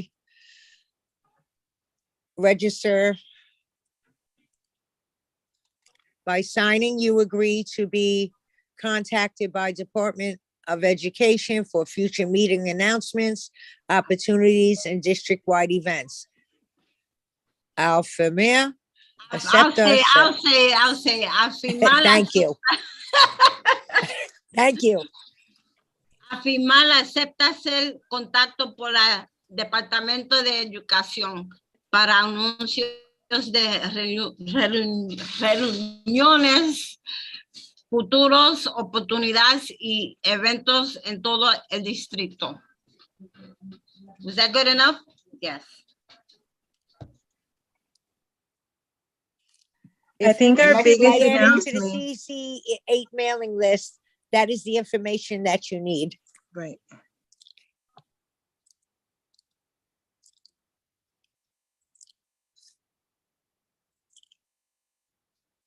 Please email cc8@schools.nyc.gov to volunteer with one of our committees. Social media, youth, anti-bullying and domestic violence, special education, PACE, which is parent and community empowerment, and mental health.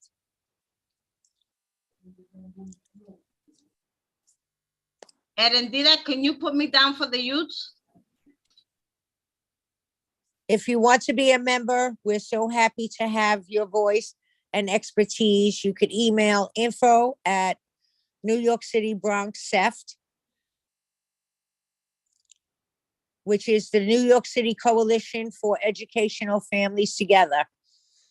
For New York City SEFT, you have Facebook at NYC Coalition for Educating, Families Together, handle pending, Twitter at NYC CEFT, Twitch, NYC CEFT, Instagram, registration pending, We actually YouTube, have, New York I'm sorry, City Laura, I Coalition. don't mean to cut you off. Actually, the pending part, we need to update this a little bit. Everything is, if they go out, New York City stuff, they will come up everywhere. Everything is working now.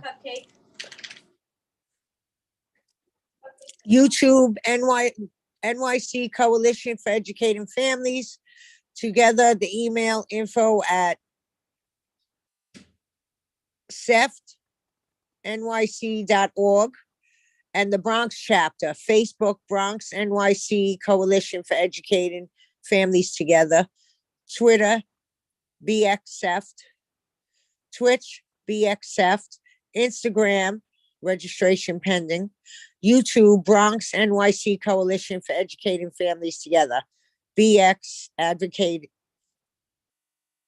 advocates at SEFTNYC.org.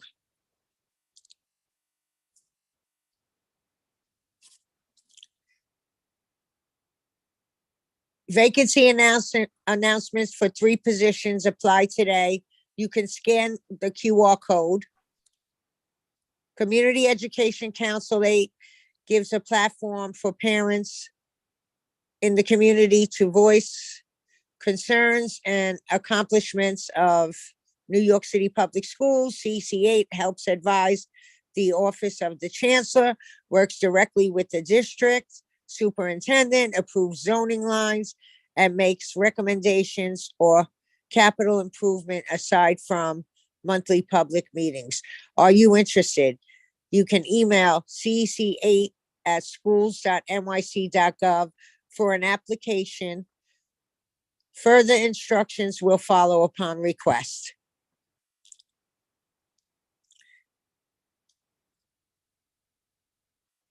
February is Black History Month.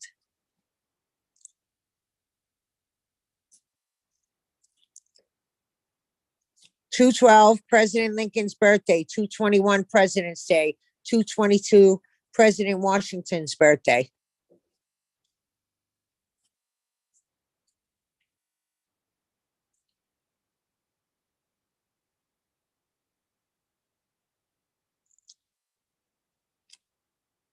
Okay, thank you. And I think now the floor is yours, Superintendent Joint. It's your turn. Thank you for so being so much. patient. Absolutely. Thank you so much. And I appreciate all the distinguished guests here tonight. So it was wonderful to hear from our Bronx Borough president. So thank you for having her. And yes, Farah, I support all of your initiatives around engaging parents, empowering the PAs. I know we have our PAPIC president, Angela Torres, on with us tonight. So absolutely, however I can be included and whatever you need, yes, you have it from me and my team. So let's get on that, because I think what you're saying is important and has to be done. And I did not know that I had to tell someone or invite someone 7 times in order to get them to come. So you taught me something as to how I got to get people involved. So I appreciate it. Shout out, as she just put in the chat, to Crystal Brockington, who I saw today on my visit to Mott Hall Community School. I happened to see her, but I also saw my Work Hard and Be Kind award recipient, and Crystal got in a photo with me. So thank you, Crystal. I also want to say that I met with Councilman Rafael Salamanca yesterday, and Sandra De Jesus, he gave you a big shout out for all the work you're doing in the community, particularly in the Hunts Point area, and the South Bronx community. And so your name came up, and I echoed his sentiments about the hard work you're doing down there. And Crystal, I will be at Biswa on Monday, the 28th at 9:30 a.m. So you want to join me, I will be there. And we could also say hello to our CC rep. Just text me, call me, let me know if you want to join me, if you have any time in your day on Monday. I will be there. Awesome. And I'll be there all day. So whenever you could come, I will be there. And I'm sure even Sandra will roll up with us, because I know she's always at Biswa also. But it'll be closed on Monday. No, the 28th, not this Monday, the following Monday. Oh yeah, I'll be there. You know I'm there. See, I'm there all the we'll time. make it a party with our new CC rep. And I want to give a shout out to our student rep. I'm so glad you're here and that we finally got you on board with us. What a great set of accolades you bring to the table. I love your working, you're doing internships, you're mentoring kids, you're on the honor roll. We're just so lucky to have you in District 8. And so we're so glad that you're here with us tonight and on the CEC. I'm just going to share my screen briefly and do my state of the district. And so my state of the district for February, I will add one thing on here. Hearing from our Bronx Borough president, she mentioned MBK and MSK, and I didn't put it on the slide, but we have both in District 8. So we have rolled out our MBK and MSK, so my brother's keeper, my sister's keeper, for our middle schools and high schools. Those are distinct groups of students, Black and brown boys, Black and brown girls, and we are working on leadership development. So I am directly in line with what was said earlier in this meeting, and I would love for any of the CC members to join in on any of the work that we're doing with our young men and women of color in District 8. All schools, middle and high school, have selected point people to work with their young people at the school level. So we're excited where they get to move to towards the end of this year. Attendance, this was also brought up by our Bronx Borough president. Please send your students to school. We need them in school. I understand COVID-related issues and worries and concerns around health, but if that is not an issue, we need to see our kids in school. We're doing great things in District 8 all across the district, and it doesn't mean anything if your children aren't with us each and every day. So we hope to continue to bolster attendance as we move out of winter, and we know that was hard, into the spring. Our CC Town Hall, I want to commend the entire CC for hosting such an amazing event. I thought it was a job well done. The questions were targeted, you know, I was really excited and interested to hear what the chancellor had to say. So the time you put into those thoughtful questions came across clearly. And thank you so much for spearheading that for us in District 8. Job well done. I mentioned last month about the D8 screeners, those assessments students were taking in ELA and math, and they are done now. As I travel from school to school, I'm talking about meeting goals and students' data and next steps. So I encourage all the parents on the call to ask their child how they did on the screeners and have a conversation around what goals they have for the remainder of the year. Middle school and high school applications are on here, but I did see today, and I didn't write this today and I didn't amend it, that high school application deadline has been extended. Our chancellor extended it. So ignore my deadline here of the week of that it will close. Look, I guess I deleted it. This is supposed to say high school will close in March, but that is not true. It's been extended, but middle school applications are still due by March 1st. Third annual science fair is coming up. It's going to take place the first week in April. And this means that all D8 schools are having their science fairs as we speak. And I am so thankful that our CC members, many of which have agreed to judge the fair once again this year. So thank you, thank you, thank you. There are science fair judging experts because they have done it for 1 to 2 and now the 3rd year. So thank you. Elementary schools will send 2 winners, middle schools will send 3 winners, and high schools will send 2 winners. And again, that is spearheaded in my office by Haley Fisher, who is a former high school science teacher. And she is a teacher leader, former teacher leader. And with her background and acumen, she's really doing a great job with our science fair. I also want to throw on the table, state assessments are happening this year and they're coming up. ELA, March 29th through 31st, and the math, April 26th through 28th. And so we're starting to gear up for them in our schools. So that is the end of my report. Thank you again for having me. Thank you for everyone who's here. And I turn it back to you, Madam President. Thank you so much, Superintendent Joint. And I think, if I'm not mistaken, we have the FSF presentation now by Ms. Myra Bernard. Yes. Okay. Hi, good evening, everyone. Good evening. Hi, thanks for having me. So I'll try to stay to my allotted 15 minutes to get through this presentation for you all. I'm going to share my screen now, and we will be discussing the FSF budget presentation for fiscal year 23, which is next school year.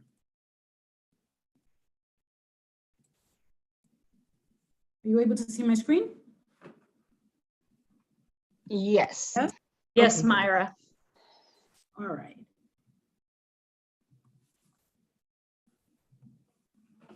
The current fiscal year that we're in is fiscal year 22. DOE received $37.8 billion this year. Where did the money come from? So we had 51% of that allocation, which equals 19.5 billion, come from the city. We had 34%, which is 12.8 billion, come from the state funding, basically our sales tax.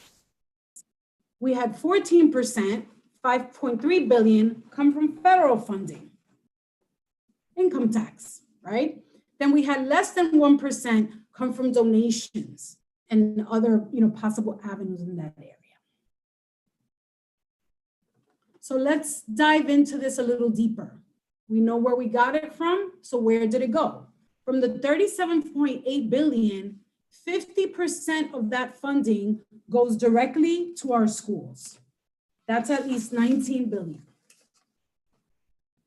So what is it used for? To pay personnel, our administrators, our teachers, to purchase materials, for example, textbooks, supplies that are needed. Then we have 13%, which is 5 billion going to non-instructional costs. Areas like food and busing. So to break it down a bit further, we do have free breakfast and lunch for all students. We also have busing to and from school. And in situations where we have new construction or new renovations or leases for the buildings that we're in, this is the category where it comes from. Then we have 17% or 6 billion for non-district schools, charter schools, non-public, contract schools. And examples of that are students with disabilities, for example, that attend specialized schools that are non-public schools. The early childhood centers that we have where 3K and pre-K are taking place. Then we have 20%, which is 8 billion of this budget, that goes to the custodial staff, facilities, and central supports. So examples are school safety, right? Our agents that need to be paid from this bucket here. Custodial, self-explanatory, we have to keep our buildings clean. And then we also have the academic supports, at the central level, the personnel that needs to get paid for this. So while the vast majority of our budgets, go directly to school, as referenced, that 50%, it is the responsibility of the fiscal responsibility of the principal, to make sure that the funds, are scheduled appropriately in the school. What happens as well is that principals with school leadership teams work on creating the CEP, right? The comprehensive educational plan, to make sure that everything needed is prioritized. And the superintendents, of course, oversee the principals, and they also must approve and make sure that the budgets are in alignment with the CEP. So now let's delve into this a little further. From the 19 billion that I talked about a couple of slides ago, 10 billion from that is under the allocation titled Fair Student Funding. Fair Student Funding is the largest bucket of funding that schools received. This is derived from the number of students that are enrolled in the school. DOE uses what's called a weighted formula. So what that means is that for every child that's in the school, and depending on the need of the child, the school will receive a specific allocation, a specific dollar amount, and this is embedded in Fair Student Funding. And that's 10 billion of that. Then we have another 6 billion, which comes from state, and local, and then 10, which ends up coming from the federal funding. What we're going to do is we're going to delve into this a little deeper in further slides so that you can see what that really looks like, in terms of a child in a school and the child's needs and what the school would get. And just as an aside as well, budgets are public. You're able to go into DOE's website and under school allocation memorandum, which is under the financial data reports, you're able to see the different allocations that schools receive, which also gives detailed information in terms of how that funding should be used. So when I mentioned the Fair Student Funding being the largest amount, right, 10 billion in terms of what schools receive from the big bucket that we talked about in terms of 50%, that funding is predominantly used for personnel, your leadership, for the classroom, to make sure also that we have guidance counselors, social workers, that we have, the support staff from our secretaries to our school aides, the supplies needed, anything that has to, everything else that doesn't have to do with personnel. All of these things are needed, but there are also other allocations that are needed to continue very important supports, related services, for students that have an individualized educational plan, we have to have paraprofessionals. We also have, some of our students that have autism, and we have to have, those special programs as well. The 3K and the pre-K in every district, and charter schools and D75 programs as well. So now when you're looking at this screen, it's almost comparable to like learning a new language, and you look at it and it's like, what does this mean, right? So we're going to break this down so that it makes sense. So what happens on the top is when you look at grade-based weight, what that's basically indicating that for every student just being in the building, you're going to have a base weight, okay? If the student falls in the academic intervention category, for example, considered, to be in poverty or well below standards, depending on the grade, there's an additional allocation, or as I said, DOE terms, grade weight, right? Or additional weight. If the student is a multilingual learner, there will be an allocation in terms of English language learner, and the category is contingent on where, what the student needs. Is the student bilingual? Is the student in a standalone program, as an example? The other categories are special ed. So in terms of special ed, is the student in a self-contained class? Is the student in a co-located ICT class? Does the student just receive single sets? And then you have the portfolio schools. Is it career and technical? Is it a specialized program? Is it a transfer? Is there a challenge and the student is in a transfer school? So all of these basically are added and compounded in terms of the child in the school so that the school receives the funding. So we're going to look at another example that will hopefully have this make more sense. So here we have as an example, two students. We have Sam and we have Alex. So again, when you're looking at it, it seems a little confusing, but let's hope to make this make sense. We're going to use the per capita of $1 just to, help this make a little more sense. But keeping in mind that, of course, when we're talking about budgets in terms of schools, the allocations, of course, are much higher. So Sam, we're going to start from the bottom. When you look at the $1 piece, both of these students are K through 5. So when I go back to this chart, you can see right here, K through 5, that's where I'm basing my 1. When I look at Sam, this 0.40 is telling me that Sam is in a standalone E&L program. When I look at Alex, Alex is in a bilingual program. So here we have the 0.40 and here we have the 0.44. Then in the yellow section here, it's telling me Sam is a 0.56. And we'll go back to the chart. So this is telling me Sam has set services. So basically he's being provided services by a support services by a special ed teacher. When I look at Alex, it's $1.25 now, right? Instead of 56 cents here. So what this is telling me is that Alex is in a part-time special ed program. So what that means is not every one of his classes is special ed, possibly just the core subjects. Then when I look at the 12 cents, this is telling me that they're both basically considered to be in poverty. So I'm going to go back here. You see the 0.56 here as single, and then the 125 for Alex, and then we have the 0.12 here.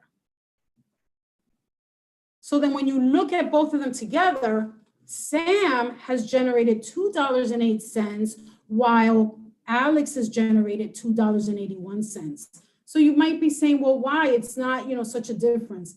When you think about it, it also depends on the class. So for example, here, when you're looking at Alex having services that are in a part-time model, that's probably also indicating he's also being seen by more teachers than Sam is. So this gives you basically an example of how it works in the school in terms of the funding that they receive. So what happened this year? The current year that we're in, FY22, has basically been historical. And the reason for that is that this is the first year since Fair Student Funding, which has been more than a decade, where all schools have been funded at 100%, an even playing field. And, this is a major accomplishment.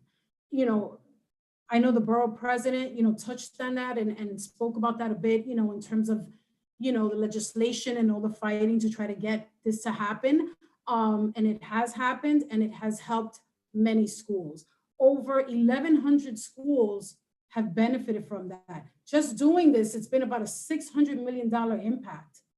And especially during this time of the pandemic and everything that's happening, with the decrease, in registers, because so many families, have left, at least a 5% decline this year, this has really helped our schools.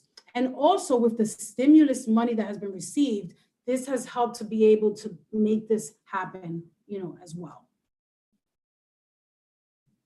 So what is the commitment right now? With the $7 billion that we've received in terms of federal stimulus funding, this fiscal year being the first one, FY22, and expected as a continuum through fiscal year 25, we want to make sure there's a continuation in the investment of early childhood, in special ed programs as well, the pre-K and the 3K. Expanding the community school programs is extremely important as well, because by adding more schools, you're able to have more of that social emotional, the academic and the extracurricular supports for these students that need it, especially in our high need areas. Expanding, the PSAL, our Public School Athletic League, the expansion as well of mental health and the hiring of 600 mental health workers. This is really another, unprecedented, event. For many years in DOE, there's always been a freeze in terms of being able to hire guidance counselors and social workers. So the fact that this is something that was done this year, especially with the need that there is, this is a very good thing that's happened, and to see it being extended through FY25, is of extreme importance as well. The investment in IT system and devices, all students should be able to have the devices needed, especially in this day and age with technology. There shouldn't be a reason why no one has technology. Continuation of providing these critical programs for our students with disabilities, including, the speech and the physical therapy, that they need.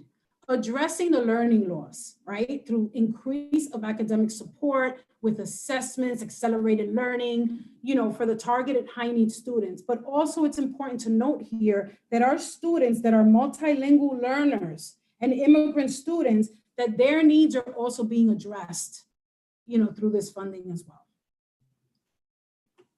The timeline, in terms of what's being planned right now, these meetings are taking place with all CECs through February and March. In April, between April and May, the expectation is that the panel for educational policy will vote on these fair student funding weights. And just so you know, there aren't any changes. It's basically the weights are going to mirror what we currently have for FY22, which is what I showed you all earlier on. Historically, the budgets are released in late spring, usually right before Memorial Day weekend. And in June, principals are vigorously working, and of course, alongside their SLTs, they work on these proposals, and in July, the superintendents review, and they also make sure, as mentioned earlier on, that these budgets are in alignment with the CEP for the coming year. And then in September, of course, the school year begins. As I mentioned earlier, the budgets are public, and you're able to review them through the DOE website.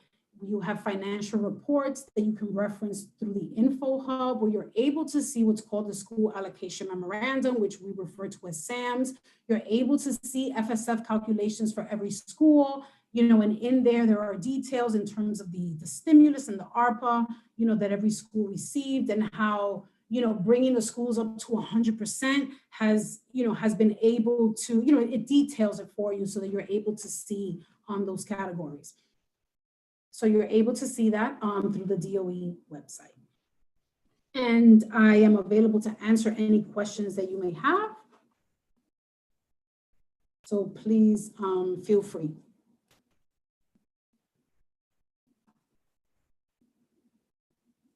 No questions? Would you be able to send that presentation to us, or did you already do that? No, I haven't sent it to you. I can send you the presentation, yes. Please, because I think what we also would like to do is invite you for a roundtable. So Okay. that you can discuss more and break it down more for us so that we can have all our questions, truly answered. Okay, that's fine. Do you want this meeting with your CEC? Yes, we can, we can do, if you're available, we can do it even more than once. That's right? fine. I'm available. I'm also your SGO now. You're a SGO now as well. Yes, but So what I was that's fine. saying is this, right? You could do it for CEC, like it's very specific to CEC 8, and then we can invite you over at New York City Suffolk. You can give parents in general a big, lesson on all of this. That's fine. And I can show you different links in terms of how the parents are able to access everything through the DOE website. Thank you. So that would be lovely. Okay. Thanks. So parents, anybody, any questions for Ms. Myra Bernard? I have a question. Yes. Yes. So I know that the budgets are posted and they're public, but the reconciliation of those budgets to make sure that the cash that was allotted for certain resources was used on those resources, is that also public? So basically what you're asking is if how the schools allocated certain funds are public, like in certain, in the different At sections. the end of the year, they do a reconciliation of what was offered and what was actually used. And I just wanted to know if that information is public as well. There can be a request that the SLT basically can make. There's a copy of the budget that can be given to the SLT.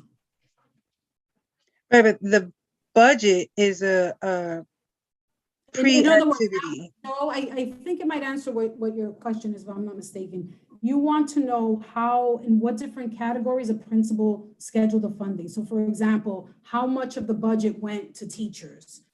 How much of the budget went to materials? Is that? Right, and what they were allotted, if they spent it all, and if they did, where'd they spend it? Right. So that's okay. something that SLT can request, you said? Well, so the public piece that you're able to see basically indicates there's a particular section where you're able to see, for example, all the allocations that a school received, right? And it gives you the dollar amount as well.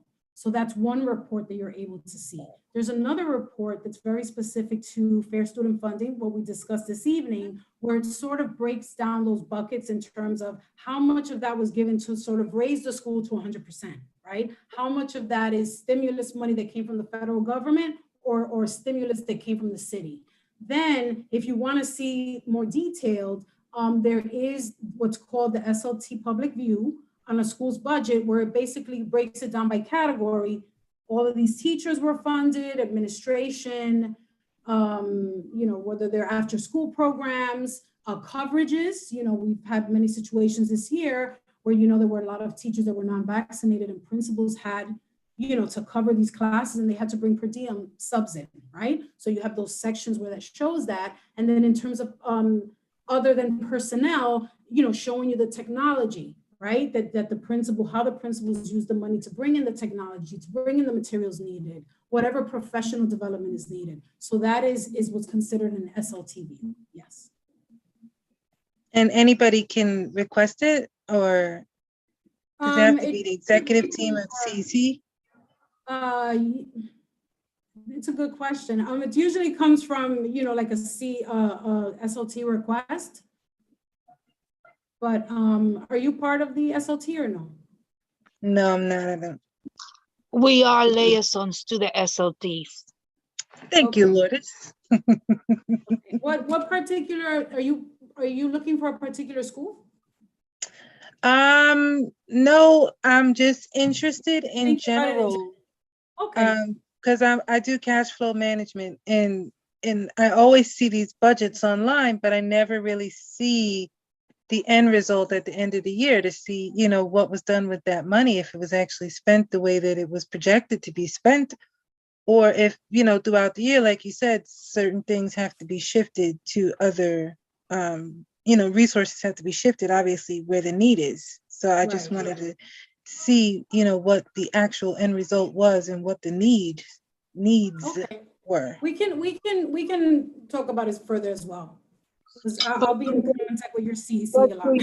But to your question, Crystal, SLTs, and to the point that Myra was trying to make, SLTs are supposed to be presented with these utilizations of money so that they know how the money was budgeted, how it was used, and and then they could talk about budgeting for the next following year. As you saw on this presentation, there is a section where principals together with SLTs got to start getting ready by a certain time of the school year to start working on those budgets so that they could budget for the following. Am I correct, Myra? Yes. Thank you, Ms. Lourdes. But I think, and you're correct, Lourdes, thank you. But I think to Crystal's point, right, as a CEC, right, and I think we touched on that the last time you presented on, I believe, ARPA, right? The CEC doesn't, because, if we have to go school by school, it's kind of hard to see as a CEC how the money was really spent across the district and how well it was spent. So I think to Crystal's point, the CEC would like to see something like that, I guess compiled, right? Where you're showing stuff school by school, but what does that mean for the district? You also have to remember that, every school, of course, is unique, right? And each one, of course, has its challenges, especially with the last few years that we've had. And, this particular year, and like I mentioned earlier, in terms of the, vaccine mandates and what principals, while one principal might have been struggling and didn't have, 10 teachers, there might have been another one that just had one that wasn't there. So, it varies from school to school depending, on the need. I agree with you, but I think the point that we're trying to make is that, for example, right, let's say, I don't know, a school has a need, I don't know, a football team, right? And they need to go get resources for it, right? But they don't have enough for whatever reason, right? And then you have these other schools in the district that want the same thing, but they also don't have enough. In this case, what does that mean for the district is that maybe we can have individual football teams or whatever, and this is just a crazy example because that I'm giving, but now maybe we can put things together and we can have a district football team. You see what I mean? Because there are commonalities, right? There are things in common. There are things that schools are short of, and they can't make it happen. But if we know what it means for the district, perhaps the CEC can help in making it happen for the district so that every school who's in need, that's in need of that particular thing, whatever that it may be, can actually benefit. Well, actually, Farah, I think that the point that Myra is trying to make is the fact that the allocation of monies deviate according to the student, right? So not every school has the same amount of students with the same allocation or the same what is the word that I'm looking? The code. The same right, because every school, for example, has a different amount of students. But there are also other factors, with the Department of Education, when schools are also funded, their teachers are on an average salary. So while one school, and we have, this current fiscal year, 11 schools in District 8 with average teacher salaries that are over 100,000, that makes a big difference. As opposed to when you might look at one school that's in the 70s. It's a different conversation. I understand that. Right, so that point is not lost on me. That's not what I'm saying. what I'm saying is that where we can, right? Obviously, you cannot apply these things in everything. What I'm saying is that, and not even the fact that we can or should even apply a solution on the district level. What I'm trying to say to you is that when the monies are allocated to this particular school or for that particular school, for this reason or that reason, we need to be able to see it through a district lens, right? Because it informs us more of what's going on at the district level and the patterns that we are seeing. And then as a CEC, we are able to advocate for certain things. So it's really what I see what you're saying. I understand. I understand. You're just looking at it to see whatever you might need whatever you're thinking that your schools need, how to make sure that you're able to get it for every school, as opposed to like one school possibly saying, I can't afford it. So kind of trying to look at it as a whole, like what's the reason why that school can't afford it as opposed to another school being able to. Absolutely. Yes? That absolutely falls in it. And also how to maybe share resources. Right. I mean, when you're saying sharing, I mean, we're kind of talking about it more broad term. We're not, yeah. It's more broad, but it's almost, right. It's more like a study of whatever. Not share, right? like I'm going to give you, I understand the sharing.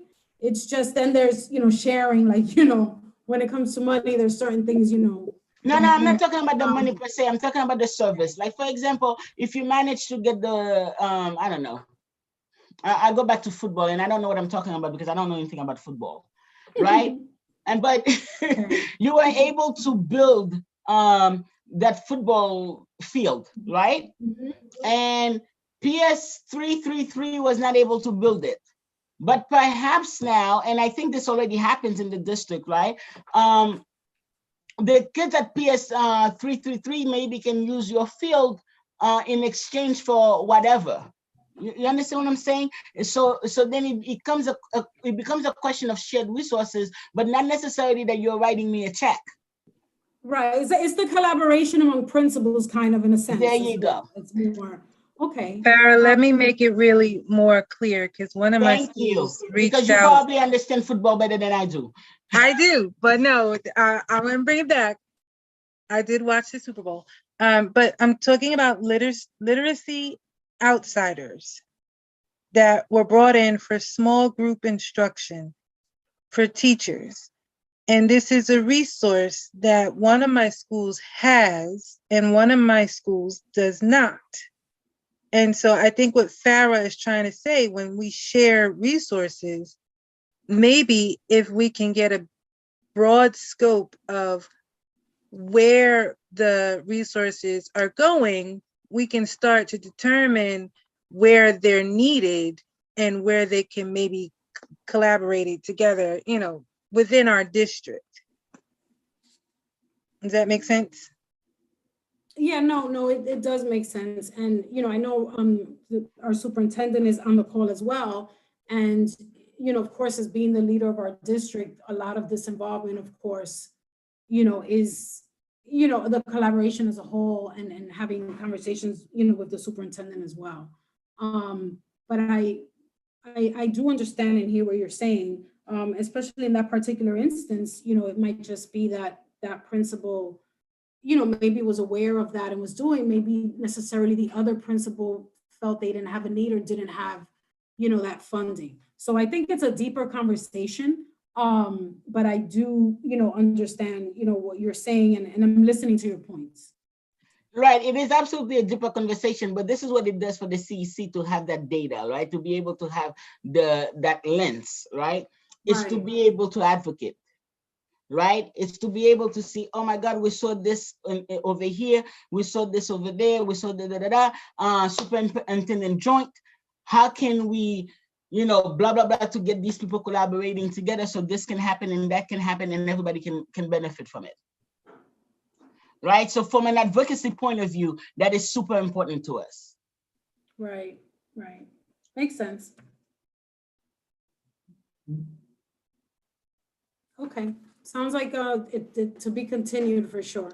Yes, we're gonna invite you to a round table, Myra. You're gonna love hanging out with us. Can I ask a question? Yes. Madam? Yes. As far as it goes with when politicians allocate money to the schools for certain things, how do we know that the school is using the money for what they got allocated for? So when you're talking about politicians, are we talking things like, reservoir funding and different things like that? Is that kind of where you're going along the lines with that? Like councilman allocations?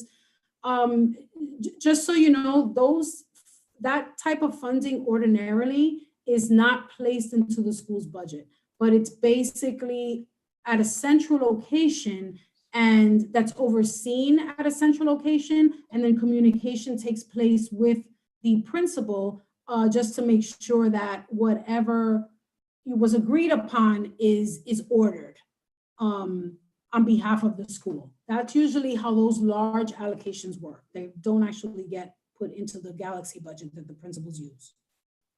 Thank you. Okay. Well, if there aren't any other questions, I thank you all for giving me the time to speak to you this evening. And I hope you continue to have a nice evening. Thank you, Myra, but we're not done. We have like 300 questions for you. I'm kidding. All right, no worries. Okay, thank you so much, Myra. All right, thank you. Thank you. And next, I can't see Arendita, but I do believe, is it public?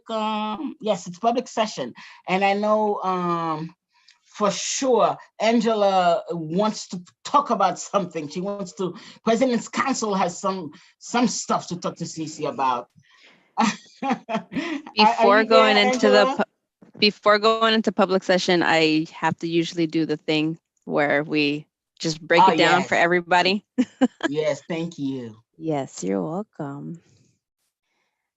Thanks for everyone's patience. It's gladly appreciated. I know it's a bit long, but this is good information. We are now entering into our public participation sessions, and I'm just going to run through it so then we can all be on the same page. We will take questions and comments from participants who have joined via computer in the Zoom room. Please press the hand icon on the bottom of your screen to be recognized at that time, or type your name and the word speak in the chat box. When your name is called, please repeat your first and last name before beginning your comment or question. And then after, we will go into our interpretation rooms. Next, we will take questions and comments from participants in the interpretation rooms. We will allow for a pause so that our colleagues from FACE may collect the names of Spanish, Bengali, and Arabic speaking participants who wish to speak. There will be a long pause, and we appreciate your patience. This will allow our interpreters the time to organize the question. And then if there was anyone who utilizes the phone, we will call out the last 4 digits of your number and we'll manually unmute your line to allow you to say yes or no if you would like to ask a question.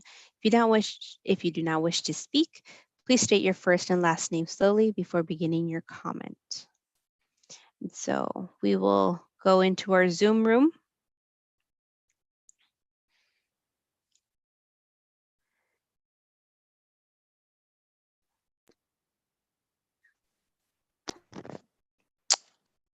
Ms. Arendita, at this time, if the members have any questions, please raise your hand. We'll recognize you.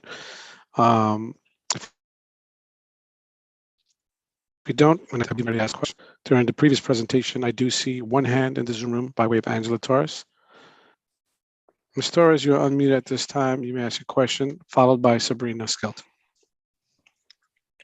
Thank you so much. My name is Angela Torres, and I am, yes, the president of President's Council, but this time I actually wanted to share something as the chairperson of Community Board 10.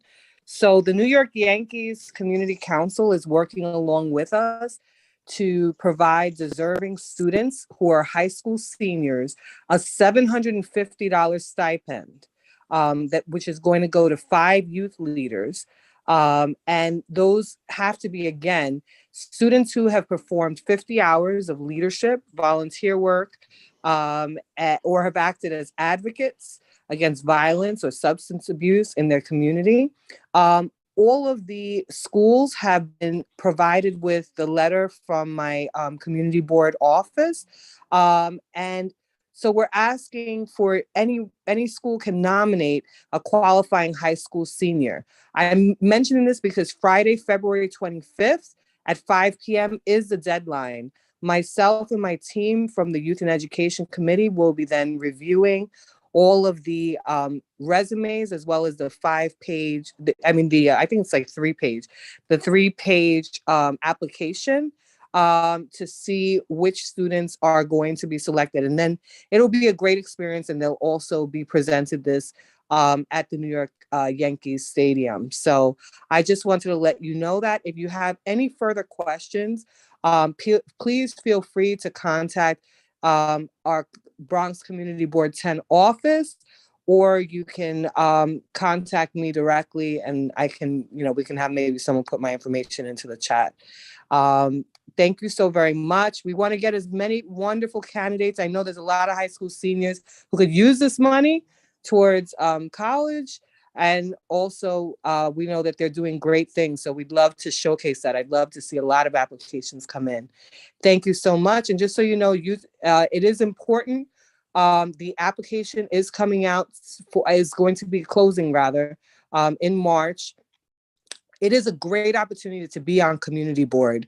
So if you're interested in becoming part of Community Board 10 or whichever community board you, based upon your address, it's a great opportunity to serve your community on youth and education or many other committees. So thank you so much. Thank you for your I guess, promotion of the opportunity for students. Thank you. Okay, at this time, I recommend, Ms. Erendira, that we go to the interpretation lines.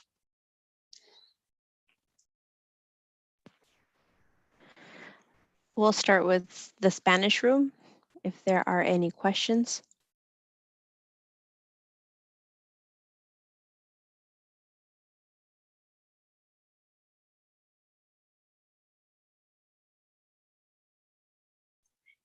This is Spanish interpreter. There are no questions in the Spanish room. Thank you. Thank you.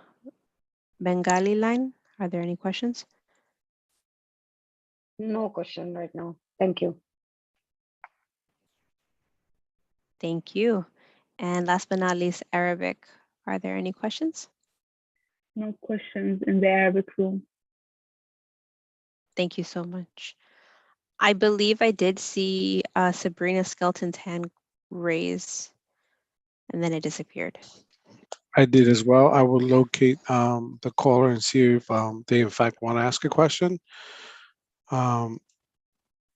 Sabrina Skelton, at this time you're unmuted. Would you like to ask a question? I did. Thank you. Good evening, everyone. I just had a quick question in regards to, I guess, town hall meetings. So in registration, I know it's not from the CEC, but there is an opportunity to write in questions. Wanted to know, because I know for this past town hall and in town halls past, the community isn't allowed to ask questions because it is a lot of us.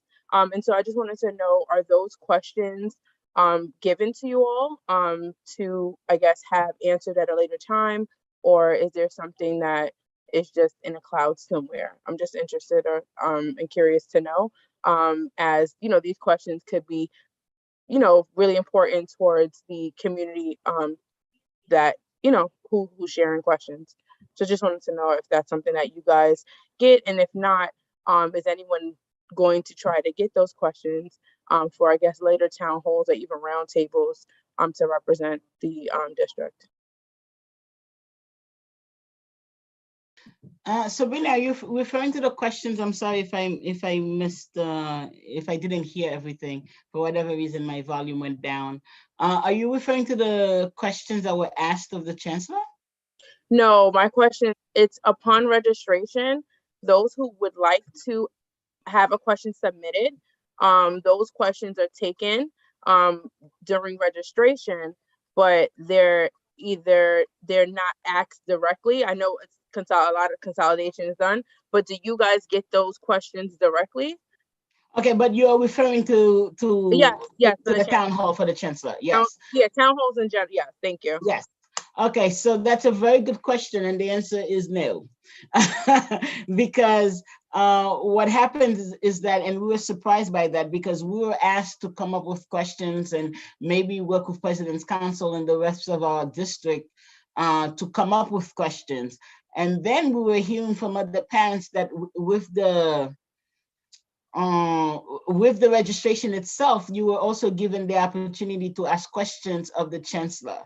So what I am thinking, and maybe Richard or somebody else from FACE can answer that better, I'm thinking that they went directly to the chancellor and that they will be answered, because traditionally speaking, when we have town halls, especially in person, whatever questions that we do get in addition to the ones that we're able to answer, the office of the chancellor does take back those questions and does email the parent or the person who asked the question. So I am thinking the ones that were not submitted directly to District 8 and that went through that registration form were given directly to the chancellor, and then at some point you should expect an answer directly from that office. But if I'm wrong, Richard, please correct me. Thank you, Madam President. So appreciate the question. And what I can do, Madam President, for the members and everyone else, upon collection of those questions, I can go ahead and do my due diligence, follow up to see if the council could have a copy of those questions and where we get the follow-up answers to those questions. Is that fair? Thank you. That's very fair. Thank you. Are you satisfied, Sabrina? I think she's back to being muted. Okay. But if I think next, if it's okay with you, Madam President, if there is further questions on that, if she can email the CEC to the inbox, and then we can just follow that way offline. Agreed. Thank you. Thank you. Okay. Any more questions from our audience? Yep. I think I saw Flores Jabal's hand raised, but Flores? Yeah, I had my hand raised, but you kind of answered the question, because in past town halls, we have received copies of those questions so that we can also follow through with the chancellor or whoever it is that we need to follow up through with. I really appreciate Richard, your support in getting a copy of those questions so that we could follow up together with you. Yes, ma'am, absolutely.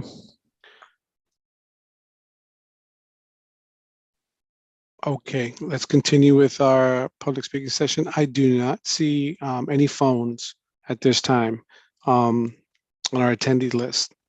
We've checked the interpretation lines, and I do not see any hands raised in the Zoom platform.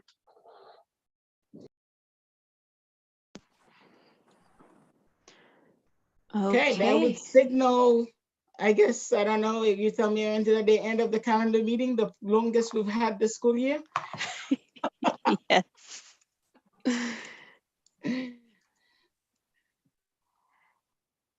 Motion to adjourn. Second. A vote for adjournment, Crystal Brockington.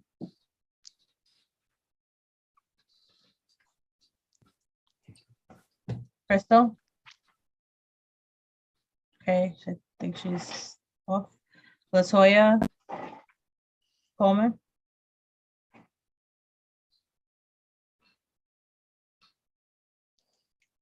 Okay, Latoya's not here. Sandra De Jesus? Still here. Are we voting yes to adjourn? Yes. Farah Spain? Yes. What is your vote?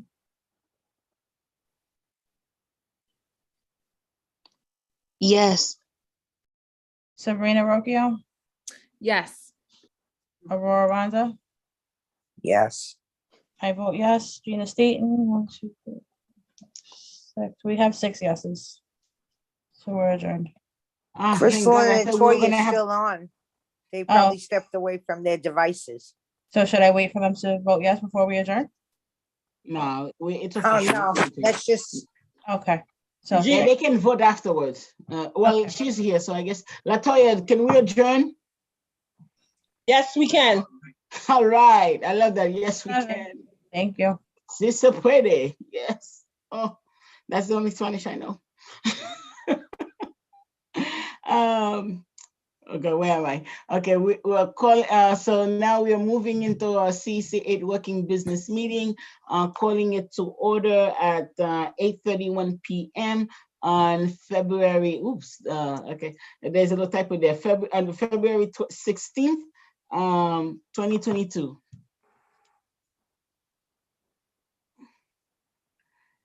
Roll call, please, Gina. And you know, and a few sets of eyes went over that thing, and we all missed it. So don't worry, and today I take responsibility as well. we knew what you meant. Starting roll call for the business meeting, February 16th, 2022. Crystal Brockington, Present. Latoya Coleman, Present. Sandra De Jesus, Present. Farah Despine, Present. Lourdes Chabot, Present. Sabrina Rocchio, Present. Aurora Rondo, I'm here. Gina Staton, I'm here. Jada Lee Small. Did Jada Lee sign off? She's absent. Okay, so we have 1, 2, 3, 4. Everyone's present 8. except for Jada Lee. Yep. Jada Lee, sorry.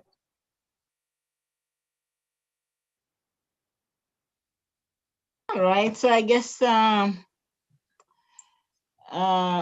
yeah, so anybody wants to say anything about the town hall? Like, I mean, a recap, who wants to recap for us? What happened? It seems like the superintendent liked it, so. Well, I mean, I think that you asked good questions, and to me, it seems that he gave real answers. You know, it did not seem like anything was written or rehearsed. I feel like he was very, you know, he meant what he said. You know, I think I heard agreement about coming to the table with parents around funding. And there was that conversation about if we spend on this, then we may not have this, but really getting parent voice. I think that came out clearly. And I think that's a good next step. And I know you'll hold them to it, Farah, with a roundtable or a further conversation. But I think it was, I think it was honest, you know, yeah, I hear you that, you know, Iris wrote in the chat that maybe he redirected questions, and that's to be expected, right? Because when you go through so many of these meetings, you kind of may have answers that you want to come across, right? I did notice that it was said on the town hall that there was going to be some announcements yesterday, Tuesday, in terms of instead of Department of Education, we're going to be New York City Schools, but I did not see anything that came out. So I'm curious if any of you guys saw anything that came out. But I think your questions were spot on. I was engaged the whole time because I think your questions, you know, force the engagement level. Ah, great. I love that. When the superintendent is engaged the whole time, it's great. No, but you know, I do agree with you on that point about, first of all, I do think he was as honest as could be, right? Because, you know, the questions were a lot and they were deep, even though we had the pretense of 10 questions, there were a lot of questions inside those questions. And under the circumstances, he was not going to be able to answer you know, all of that in 1 hour. And also, he's fairly new, right? He was not going to be able to answer any of these questions at a deep level. But what he did do, and that was the purpose of the CEC, right, is to set the narrative, set the tone and set the narrative, right? For him to understand what parents are looking for. And for him to understand that, I don't know what's going to happen at other CECs, but when you come to CEC 8, we ain't playing with you, right? We want real answers, but perhaps answers that will not come in that same hour, right? So I expect that these answers will continue to come as he develops a vision, right? And you know what I'll say, Farah? There was follow-up. So I believe it was Sandra's question, if I'm not mistaken, around the state of buildings, facilities, dilapidated buildings. I got a call the next day from the head of facilities asking which buildings are dilapidated and which ones need repairs. So he didn't say that I'm going to follow up, but I got a follow up the next day from our director of facilities asking me what buildings, what I got to fix it. And so there was a call to action following that call. And obviously with Sandra, I see Sandra now, so I know that was her question, right? But that's good, right? Because you drew attention to something. And now stemming from that question, I was in a school today and I took pictures of things that didn't seem right to me, like falling ceiling tiles. And I just emailed them, texted them off to the director of facilities. And I said, here, this needs to be fixed. And I know on this call before, maybe it was a T with the CC, like PS 140 came up around the ceiling. And so those are examples of things that maybe we can move on now because it got brought up at that level. But there was follow-up because I got that call and said, yikes. But you see, that's the purpose. So I do want our parents to understand that, and even our school, community in terms of educators and people, staff, that a lot of these questions are not necessarily things we expect answers to in the moment. But it's a continuing conversation. And like, the superintendent just said, it's sort of prodding them, right, to call for action. And I think in that sense, we succeeded very well. And I like the honesty of the question about the budget, which is there's always a trade-off, right? It's just like your household budget. If you're gonna get that extra TV, maybe you can't go to Cancun, right? Or if you're going to Cancun, maybe you have to eat tuna from a can for for the next 2 months or something. And I think parents have to be and the school community in general, we have to be very well aware of that, because it's not like, the budget is infinite, right? Like it doesn't end. There are needs, and a lot of these needs, they compete with each other. And sometimes there is not a lot of money. Obviously now there's more money than when there was before, but there's always going to be a trade-off.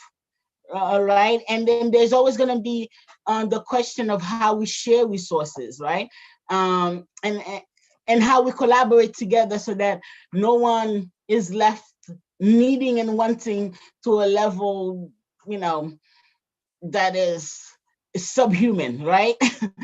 But those are facts about budgets, right? Even when it's a city budget or a government budget, it's no different from the budget in your house. Sometimes when you choose to get one thing, you cannot get the other. But at least parents, should continue to advocate, on us being at the table when those priorities are being decided. And for me, that was what was important, what we needed to put out there. And he wasn't too much of a politician, although he did defend the mayor a lot. But so did Vanessa just now, right? Well, that's part of the game. Vanessa, you're muted. No, when you said Vanessa, I thought you meant me, and it's like, I didn't say that, but you meant the president. So okay. No, I meant the BP. But Vanessa, I heard you say something else, like you're going to make sure that the chancellor is going to keep his word. Like you're going to write to him directly on our behalf. Absolutely. We're going to do that together, Farah, when we start our group. Let's do it. I agree. I love it. I love that answer. You see how smart she is? She threw it right back at me. Anybody else, like any other questions, ideas, takeaways? I wanted to point out that I really appreciated the fact that, I said it in jest and I was joking about it, but I was very firm on my support for our superintendent and our senior superintendent that he needs to keep them on his team. And I appreciated the fact that he rolled back what he said about, having them reapply for their jobs and maybe getting rid of some other positions. So I just wanted to put that out there while we have some parents, leaders, and other people who will support our cause, that it was very good that he, acknowledged that there is a partnership here that we have developed, and there is a team here that we have put together that we will stand strong and support. And he seemed like he was open to, hearing the parents' view on that decision. So I just think that was a good thing for that night. Yeah, absolutely. But also, well, the superintendent doesn't know that. But whether it's in terms of letters we have written as either CC8 or New York City SAFT, or places where we've met and the BP was there, or some other elected official was there, or the mayor himself was there, because, we parents were all over the place. And it's in writing. We've been saying it to him. So to some extent, even the crystal, like,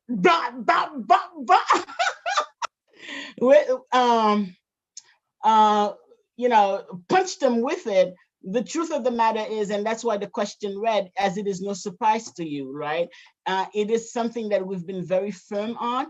And I want to say this, from the bottom of my heart, although we may have in-house discussions and in-house disagreements, and we may even have little boxing matches, on paper via emails or whatever. But when we step out there, it's District 8. District 8. We can have our disagreements in-house, but outside, we are a team and we fight for our own. And that I need, the executive superintendent, the principals, the PCs. Even if I come here and I give a report that may look like I'm, upset with somebody, I am upset. I want some things to change, but make no mistake about it. When I go to fight out there, I fight for District 8. That's the PCs, that's the people in the lunchroom, that's our FSC, FLC, teachers in the classroom. I mean, I don't care. You name it, if you're on Team 8, I'm fighting for you. CC8 is fighting for you. That's the bottom line. Well, and if I could jump in there, thank you. I appreciate it. I know Erica appreciates it. So thank you, thank you, thank you. I can't say it enough. And I'm a big sports analogy person. So before you're talking about football teams, I'm with you, because it is a team, right? And a team we could discuss this and that, or agree or not agree. But when we go out into the world and the public, it's Team 8. And I agree with that. And I appreciate your support. And I also appreciate, and this is being recorded right now, so I'm not going to be fully transparent with my comments, but when we talk on our tea, we can revisit this conversation, because I'm not so sure about some of it, not from our end, but what, we'll continue that conversation next month with you guys. I understand your support. I'm not so sure about, I don't know, ... But I want to say, Farah, you brought up a good point on the town hall, because you said, the word data came up, and you said data, we may not have that data right now, but we're going to get there, right? And so I think of things as a 3-year plan and a 5-year plan. Every kid in District 8 isn't going to learn how to read tomorrow. But if we do the right things, and I know some of you spend a lot of time with folks on my team talking about the DCP goals, if we do what's best for kids and we work together, parents and educate, parents and school-based folks, then we're all rowing in the same direction. That's a quote that I use often. And so the data will come when there's a symbiotic relationship, when we're in sync with each other, when we support each other. And I feel that we're there. So I appreciate you pointing out that data piece, because it's not all about a number, and Crystal could probably speak to it, because that's what you do by day, right? But it's not just about the number today, it's where the growth is going to come over time when you cultivate it. So that was a great point you retaliated with, Farah, so I appreciated it. Yes, definitely, and it's true, right? Because I know this as a teacher. You have you come in and the child is below level. Yes, the child is going to get there, but please don't expect it in 2 weeks, right? Yep. But also to be fair to the chancellor or even the mayor, even if they are considering what we are saying, because we are going hard at them, they are never going to let that out at a town hall. And they are never going to let it out right away because it's just the politics of it and the optics of it. So I wouldn't give up on it per se, or thinking that it's not going to have the effect that we want. It's just may take a little, we have to continue to be persistent, but also we need to understand their predicament in that they can't let the cat out of the bag too early for a lot of reasons. So I'm not giving up, and Team 8 all the way. So, anybody else? Any other comments? And that is why I say, and I know some of you, in terms of school-based folks, to use your words, Superintendent, maybe, a little, what's the word I'm looking for? Apprehensive, right? About joining parents when we're fighting for certain things, But we invite you all to some of our roundtables and some of the discussions in the public, because it really does take a village to fight for something and to win on it. And whenever, like, for example, as New York City SEF, we speak to the U.S. Department of Education. I will not name every accomplice that I've had in the in the fights that we lead, but we have principles and we have PCs and we have a former principals and superintendents and teachers. We have all sorts of people and all across the city, and I can't tell you how grateful they are when they are hearing voices that's not just teachers, that are not just parents, because they get a well-rounded point of view, right? It's very balanced. So it's like, even in the case of the remote option, we're fighting for a remote option. And yes, there are kids who did better on remote, and there are kids who shouldn't be in school because of other situations that their families are dealing with in terms of health. But the other side of it is that there are kids who don't do well on remote, right? And there are parents who need their kids in school so that they can work and they can do certain things. And it is also true, while there are kids who need the remote for their mental health, there are also kids who need to be in school for their mental health, right? Because we are talking about human beings who have different reactions to different things. So when we go and we speak on these issues, we give the balanced, view, which is, this is what this parent is going through and this is what this teacher believes. But on the other hand, this is what's going on, with this teacher, this principal, this school, this parent. And all we want is a system that is multi-layered, that can address the needs of all, at least most, right? Where you can say to me, listen, I understand your situation, your kid cannot do X, Y, and Z. Here's ABC for your kid, and here's, I don't know, EFG for this other kid over there, right? So that's what we want. And the voices of the people who work with our children every day in the school buildings, those voices are very important. And the voices who work with the adults who work with our kids, those voices are also very important. So we're not trying to have any type of divisive type of what's the word I'm looking for? Somebody help me here, of advocacy, but rather a really very inclusive type of advocacy that actually responds to the needs of most, if not all. So that's where I am. So even though sometimes I may speak like, which I don't think I do often, but sometimes I might. But when I do, it's not personal and it's not mean. It doesn't come from a mean place. It's passion. But I believe in the team and I believe in humanity and each and every one of us and just working together and getting it done. That's me.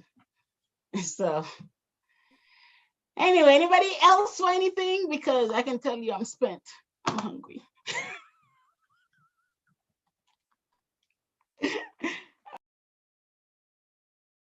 What's next on the agenda? Unless somebody else wants to say something concerning the town hall. I think we did a good job. We shocked him with our questions. Well, listen. Yeah, go ahead, Sandra. He didn't know it. He wasn't expecting us to come at him with that. He was like, I'm not even gonna call it the Department of Education anymore. I'm gonna call it something else. So to me, it was like, it was great. We caught him like, well, he wasn't ready for us, put it that way. He wasn't ready for District 8. But you know the part I love the best actually is when he comes on and he goes, like, I'm ready to have a conversation and just listen. And then I'm like, listen, we got questions for you, buddy. And you could see his shoulders change, right? Like, oh. It's like, what, did you think you were coming here just to have fun? But he did have fun though. We had fun, we laughed, we joked, but we were serious too. So I thought that was good. Anybody else? But I guess in the interest of time, unless somebody really wants to discuss everything that's on the agenda, these are things that we're already working on. So I think we probably can continue to work on them in the background unless somebody wants to say something, you know, very specific. So part of the reason we adjusted the budget, Superintendent, tonight is because we're trying to figure out how to have the legislative breakfast and the meeting with the the PCs and the principals, sorry, you see what happens when,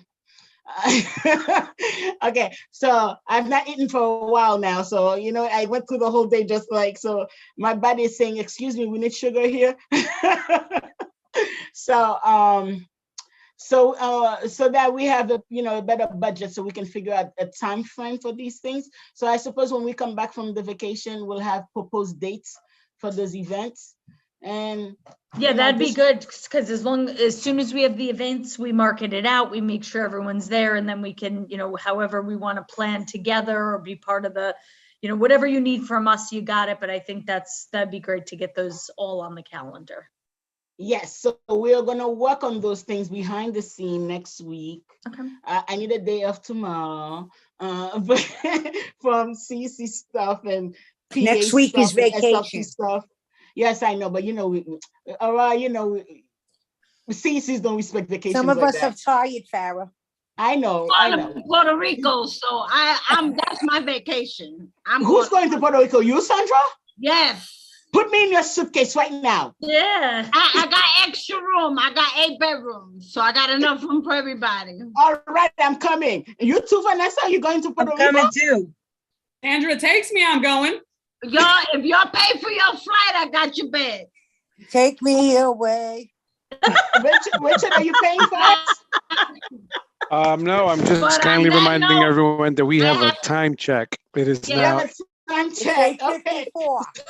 I have to 50. say goodnight because I have a 7-year-old that's supposed to be in bed already. So That makes 2 of us, Sandra. That makes 2 of us. Yes. I got one of those also. I have a 7-year-old. Okay. She's already. But I miss mine that small. Those of us who can will be working on those things. They won't take a lot of time. And I work next week too, so if you need anything, yes, let me there know. you I go. don't have any vacation. I'll call you from Puerto Rico. So whoever's traveling, take me. Bring me back pay some my sun. ticket, put me in your suitcase. I'm there. And that's it. I think should we adjourn, because Richard is looking at me like I gotta go. Motion to adjourn. Wait, real quick, we had a question in the chat from Oh yes, Iris, okay. from Iris. She said just about the link. Is it the same link every month? I don't know if the link is the same every For the month. meeting? CC meeting? Yeah, I don't know if it's the same Yeah. link every month. I know we just sent out a okay. Oh, that's interesting. I never realized they were not different. Yeah, I didn't know. I thought we just sent out a new, That's what I thought. Did message that every- change, Richard? Was it, didn't we used to change it? It's the same, no, it's the same one. So point of clarification, the links were different at one point for security purposes. And as we neared the end of the open meetings law, they sort of stopped. And now, because we're on the fence, and just FYI, open meeting law has been extended to March 16th. Because of that, we've kept the meeting link consistent. Ah, you see, only visual people would notice that. I knew that. I knew that. Oh my God, I never noticed that. Richard, -5 for not telling me. I'm kidding. Well, Richard is not happy tonight. I can tell because he's not smiling a lot. That's a fake smile, Richard. Yeah, Richard. Well, that's a better smile. We gotta Richard. bring the tickle monster to you. Huh? The tickle You know, we always monster. want everybody Members, smiling and laughing and being happy. we are still on the public meeting, and we are now at 8:56. I'm trying to keep Okay. us there. I'm trying to focus. Okay. Let Richard focus. Motion to adjourn. Thank you, Cece, for being professional. I second. Yes. Gina, could you do roll call? Can I have the list, please? Because guys, I still need a list. I know how you feel, Gina. I need a list for everything. Crystal Brockington, Sandra Day, Latoya Coleman, Sandra Day Jesus, Farrah. Would you like to do roll call, Laura? Since you're You gotta starting. memorize. You gotta memorize. Roll call for adjournment. Crystal Brockington. Yes, I agree. Yes, you vote yes. Okay, thank you. Latoya Coleman. Yes. Sandra Day Jesus. Yes. Farah Despain. Yes. Mr. Bode. Yes. Sabrina Rocchio. Yes. Aurora Ronda. Absolutely. I feel like we're getting multiple yeses from everybody. Gina Staten, yes. And Jada Lee Small. Are you here? You're not here. She wasn't here. Okay, so we are adjourned at 8:50. Have a good night, and whoever's going on Have a good vacation, have night. fun. You see, for those of you who have taught or who teach, that's what happens right before a vacation. The kids are cuckoo, and they just want to have fun and laugh throughout the week before. So we are just like them. Good Right, night, everyone. folks. Good night, everyone. Night. Good night. 3, 2, 1. Good night,